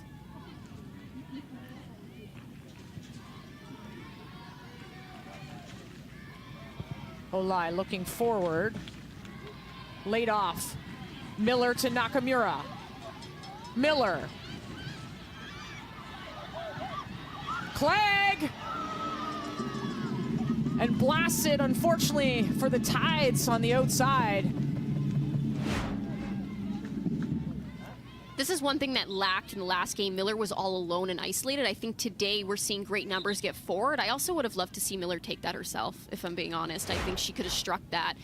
She is somebody that has a lot of quality in that final third, and I just think that she had a much better angle than Clegg did. But Clegg did a very good job at being able to pull out and attract attention, so that opened up even more opportunity for Miller to potentially strike that. And Miller did have that opportunity in the opening half where Lambert really had to be on her toes. Yeah, she's somebody that brings a lot of quality. Again, last game, I thought that she was a big bright spot for them. She constantly found herself on the ball, going 1v1, creating a lot of problems for Vancouver's back line. And I think today we've seen, specifically in the first half, there were moments where she had that bravery and she had that tenacious attitude to go at people and get the ball in the box for her squad. So we'd just love to see a bit more bravery from her in that moment and really show us what she's all about, because we know she's got a lot of quality to her. Lambert continues to be looked at in the background while Halifax and the Roses get a little hydration in here. The drummer's keeping everyone entertained at Stade Boreal, just in Laval, this bedroom community of Montreal. Looking like she might have been hacked up in the knee, just stopping the bleeding there. Good old turf burn. Oh, yeah, I don't miss that. No. Got some scars to prove that. A great support so far from the Northern Super League and all their teams, the fans. Let's take a look at that opportunity from the Tides. Another thing to note is that Miller actually started that. Her ability to win that first ball, take her space. It's a good layoff, but again, just a very awkward angle. I think that Clegg, if she was going to attempt to do anything with that, potentially, get it back across the face of the goal and not try to strike from there. Clegg, seeing her first action of the season. The 19-year-old from Auckland, New Zealand, on loan from Racing Louisville of the NWSL.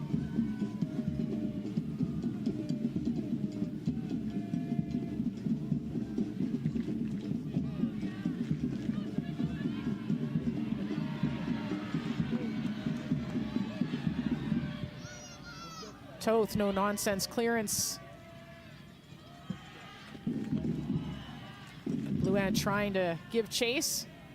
Wanted a call. One thing about Whitaker is she is not backing down. She's going to play the physical game. No, Marionnette Pichon, the sporting director of Montreal, said, you know what, despite the profile of the player you see at 5'1", she played in Iceland. She's not afraid to go 1v1 and have duels, that's for sure. Talking about Haley Whitaker, not Bilbao, of course, but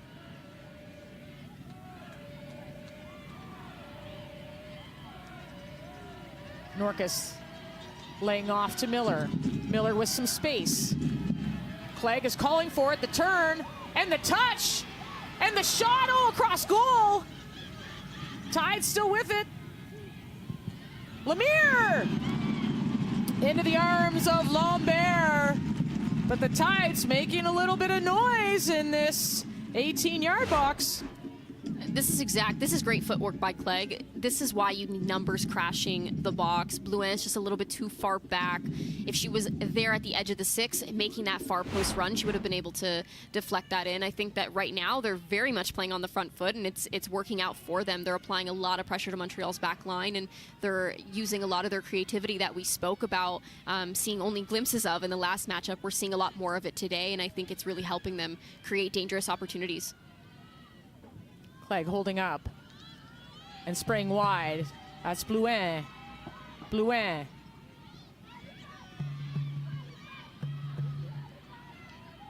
To Clegg, but it was just behind her.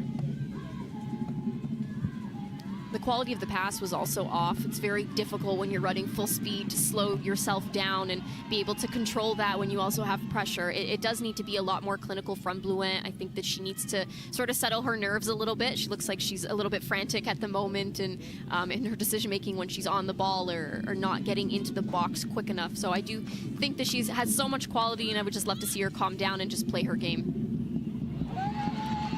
Ball squeaks through to Paquin. Paquin looking for that right foot, the quick shot! Oh! Big opportunity for the Montreal Roses with less than 15 minutes to play in this match. You're seeing Lees really look for those switch balls today. Paquin with a quick little move and ability to strike that. We spoke about her quality as a player and what she brings, and she's tried this quite a few times today, so I'm thinking that one of them is going to land in the back of the net. She has to just keep going at it.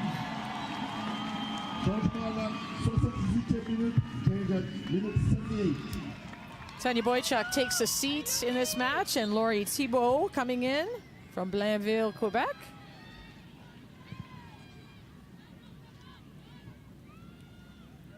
Another youth sports player with the Montreal Carabins, national champions back in 2022.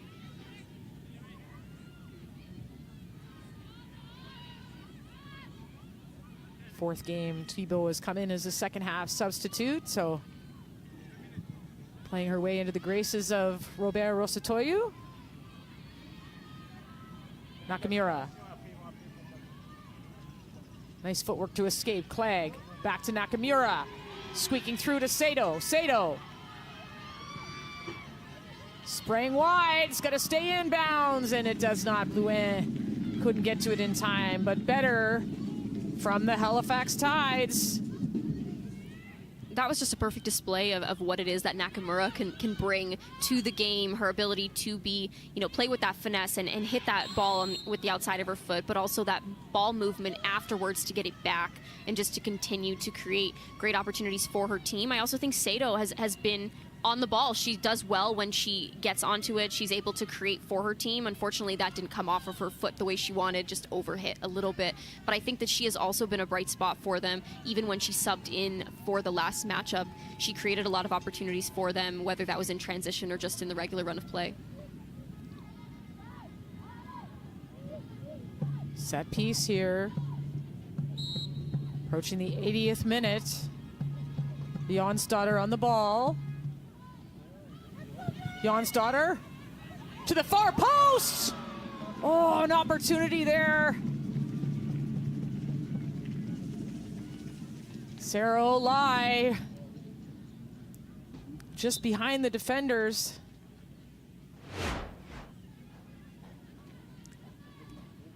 This is a good ball in. Unfortunately, Olai wasn't able to time it just perfectly right where she was able to redirect that towards goal or back across the face of the goal. But that's a great ball in. Halifax is definitely knocking right now. On the doorstep are the Tides. The visitors today looking for their first points of the season against the undefeated Montreal Roses at 3-0.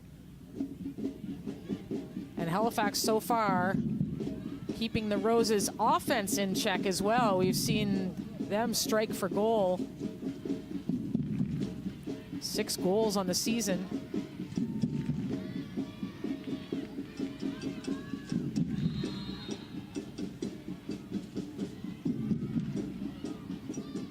we're seeing that compactness that Lewis Page spoke about wanting from his side. I think defensively they've done well, especially as the game has gone on. They've been able to stay compact, stay connected, choose their moments of when to press and when to really stay in and hold.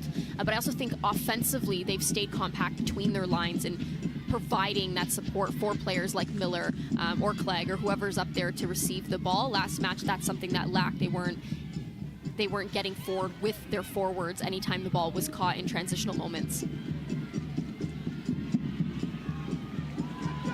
Montreal pushing forward, and Abdu is offside.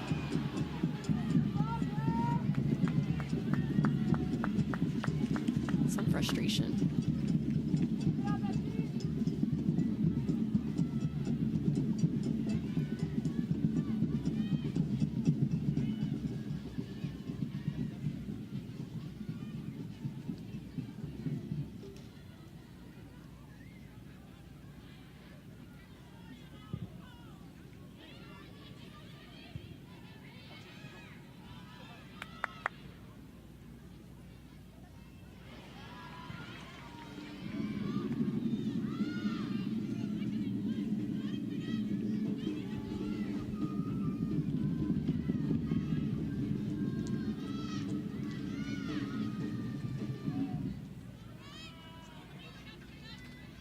Wickers looking forward.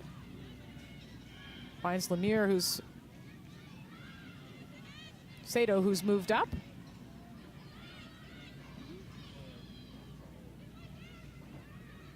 Bilbao. And Hess, that midfield partnership, which has been very strong to start the season.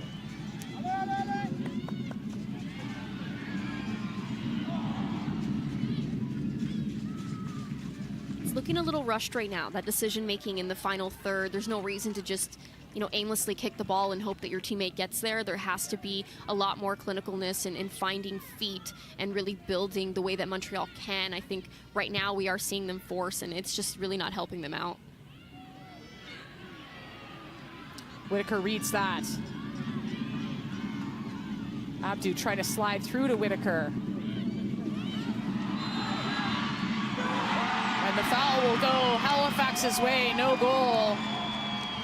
Much to the dismay of the crowd at Stade Boreal, looking for a third straight goal from that star, Abdu.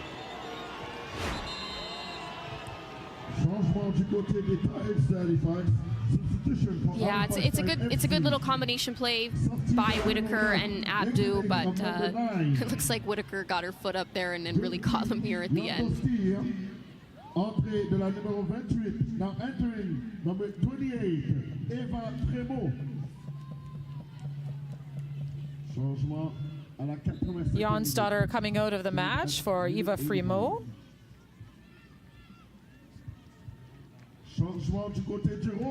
And Haley Whitaker will take a seat for the Roses after her shift today. There's a look at Eva Frémaux.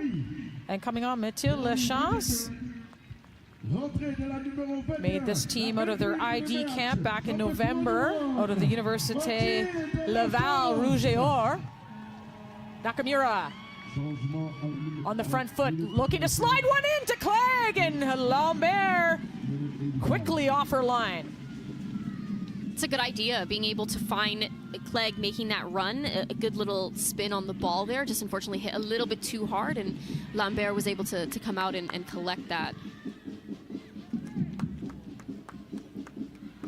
I think Frémaux is another player that is somebody who's very notable. I think last matchup she brought the absolute most intensity.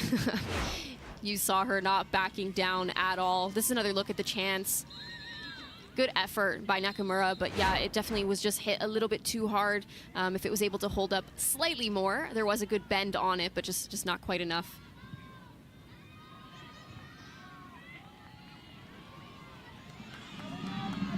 Thibault bringing it down to Paquin, battling with Frémaux. Frémaux, a former French youth international, earning the foul.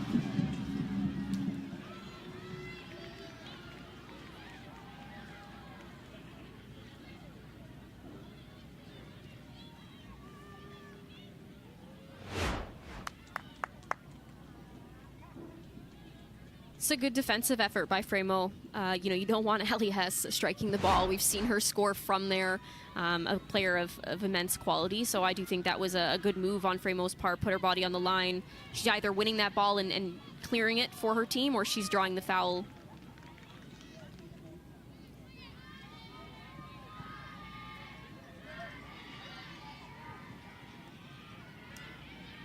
No, reset. Lambert.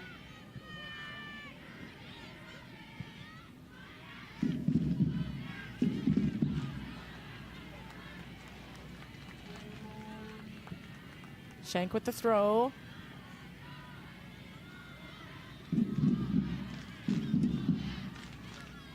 Nice movement from Abdu Bilbo.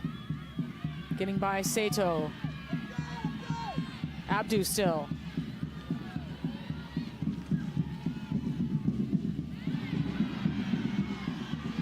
And the two French women, Fremo and Bilbo.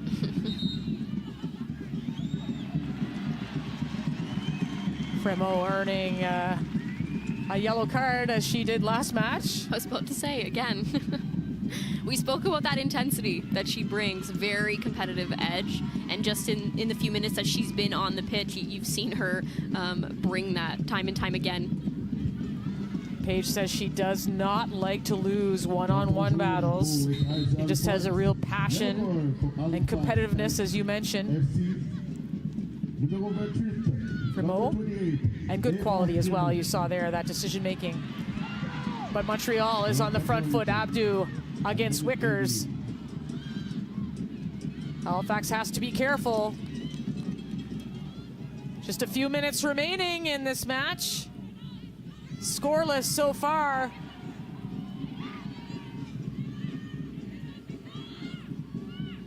Monyard. Back to Hess. Schenk.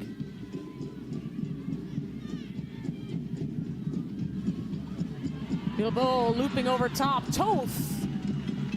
Easy into the arms.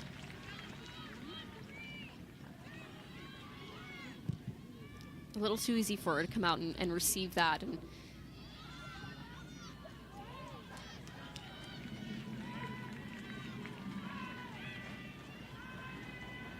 I think this matchup just really proves each game is going to bring something different, a new challenge. This is the first time that you're seeing Montreal really face and have to live in this adversity of not scoring a goal this late into the matchup and being undefeated for these last 3 games, whereas, you have a... Well, Lambert making things interesting with Clegg hot on her tail. I was about to say, you have Halifax, who's really bringing that front-footed mentality and that intensity and chasing their first win. Abdu free, but offside. Up goes the flag.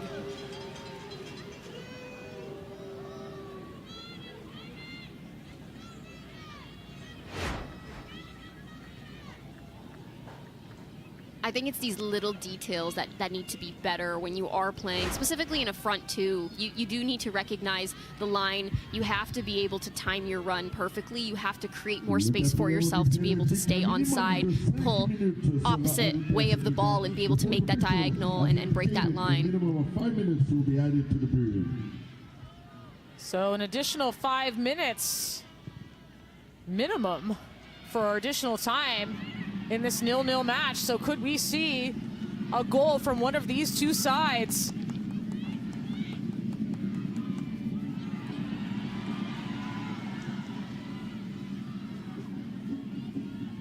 It was their combination play on that flank specifically that was causing so many issues for Ottawa's back line, and that ultimately led to 2 of their great goals in the last matchup.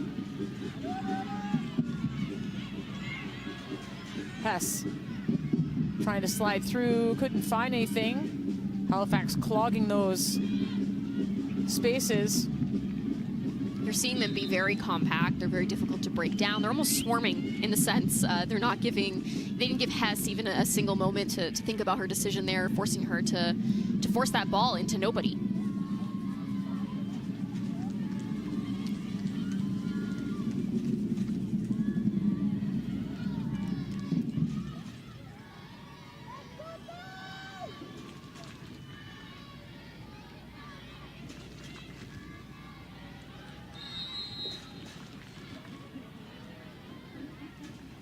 Free kick for the Tides.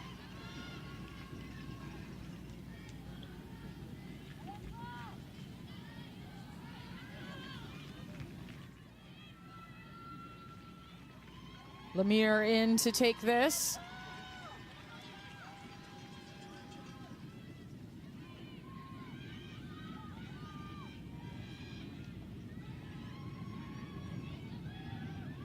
Lemire, high, looping, kick headed away. Giving chase. The fresh legs of Lachance.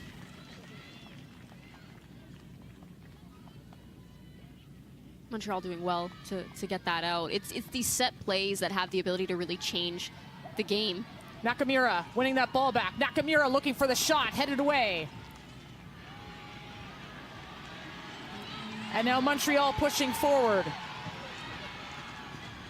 Looking for a through ball, couldn't find it. Sato is trying to push forward, maybe a little too much. The pass broken up by Fremont.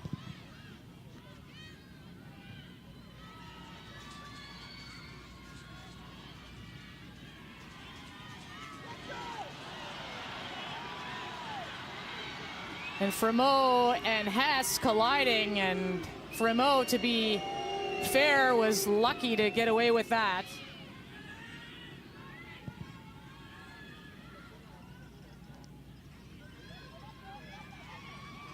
Into 3 minutes. Oh, Clegg saw Blouin on the left side, but couldn't get the pass there.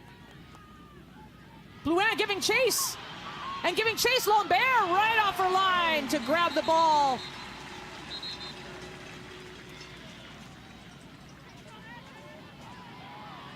It's a great effort by Blouin. We've seen a bit of frustration from Montreal's side. Not too happy about the contact on the keeper.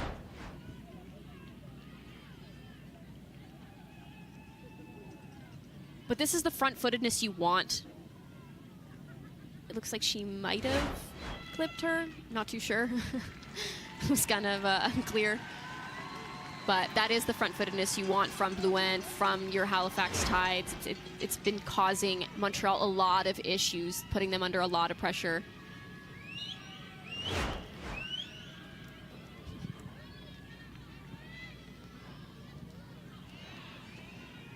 Fremont to Miller. Nakamura playing in that tight space, but can't get it past Capadonna. I think this is really the first time that, since that first matchup against Toronto, that we've seen Montreal sort of play into hecticness and not just control the game. I think their superpower is being able to control the dynamic of the game and the pace of the game in their favor. And right now we're seeing them frantically try to force decisions in the final third. Miller edged off the ball by Hess, won by Olai. Nakamura. Pass isn't there. Yeah, it is quite frantic right now, Jess. That's the word, isn't it? Yeah, you're seeing tackles, you're seeing bodies come from all different angles. Both of these sides really want this win, but the clock is definitely ticking down. Past the added time. That was indicated by our fourth official today, Salma Flores de Rocher. And is this one last opportunity for the Montreal Roses, the fans at Stade Boreal making their wishes known.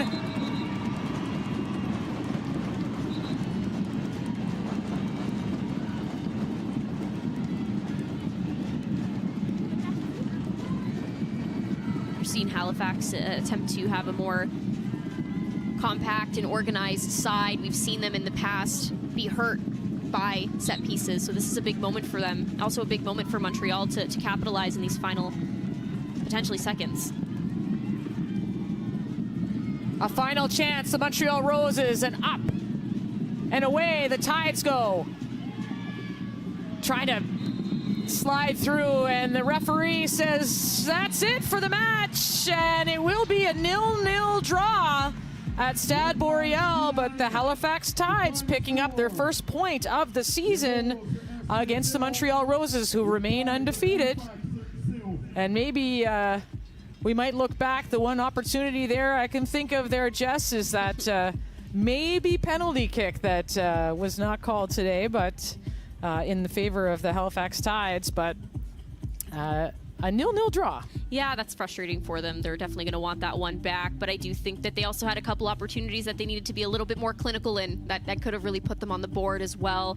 There was the one from Sato that you just have to be able to bury it. You're inside the 6. There's no reason to be skying it the way she did, but I do think that this was sort of a tale of two halves. I thought Montreal in the first half really controlled the dynamic. They were able to really have it in their favor, although there were a lot of bright spots for Halifax. But as you transitioned into the second half, although Montreal started off on the front foot, I thought Halifax did a very good job at holding their own. They were able to create a lot of opportunities, and I think that although Montreal stuck with it right to the end, we did see them play a little more frantic than we're used to, kind of getting caught up in the adversity that was swirling around them. So 0-0 the final from Stade Boreal in Laval, Quebec. The Montreal Roses and Halifax Tides playing to a 0-0 draw. Both goalkeepers getting clean sheets today. Annika Toth on the Halifax side. Gabrielle Lambert right there with a couple of key stops for Montreal, making sure she was off her line. But in the end, it was scoreless from Stade Boreal. Hard-hitting action at the Northern Super League, but the Roses still undefeated on this season.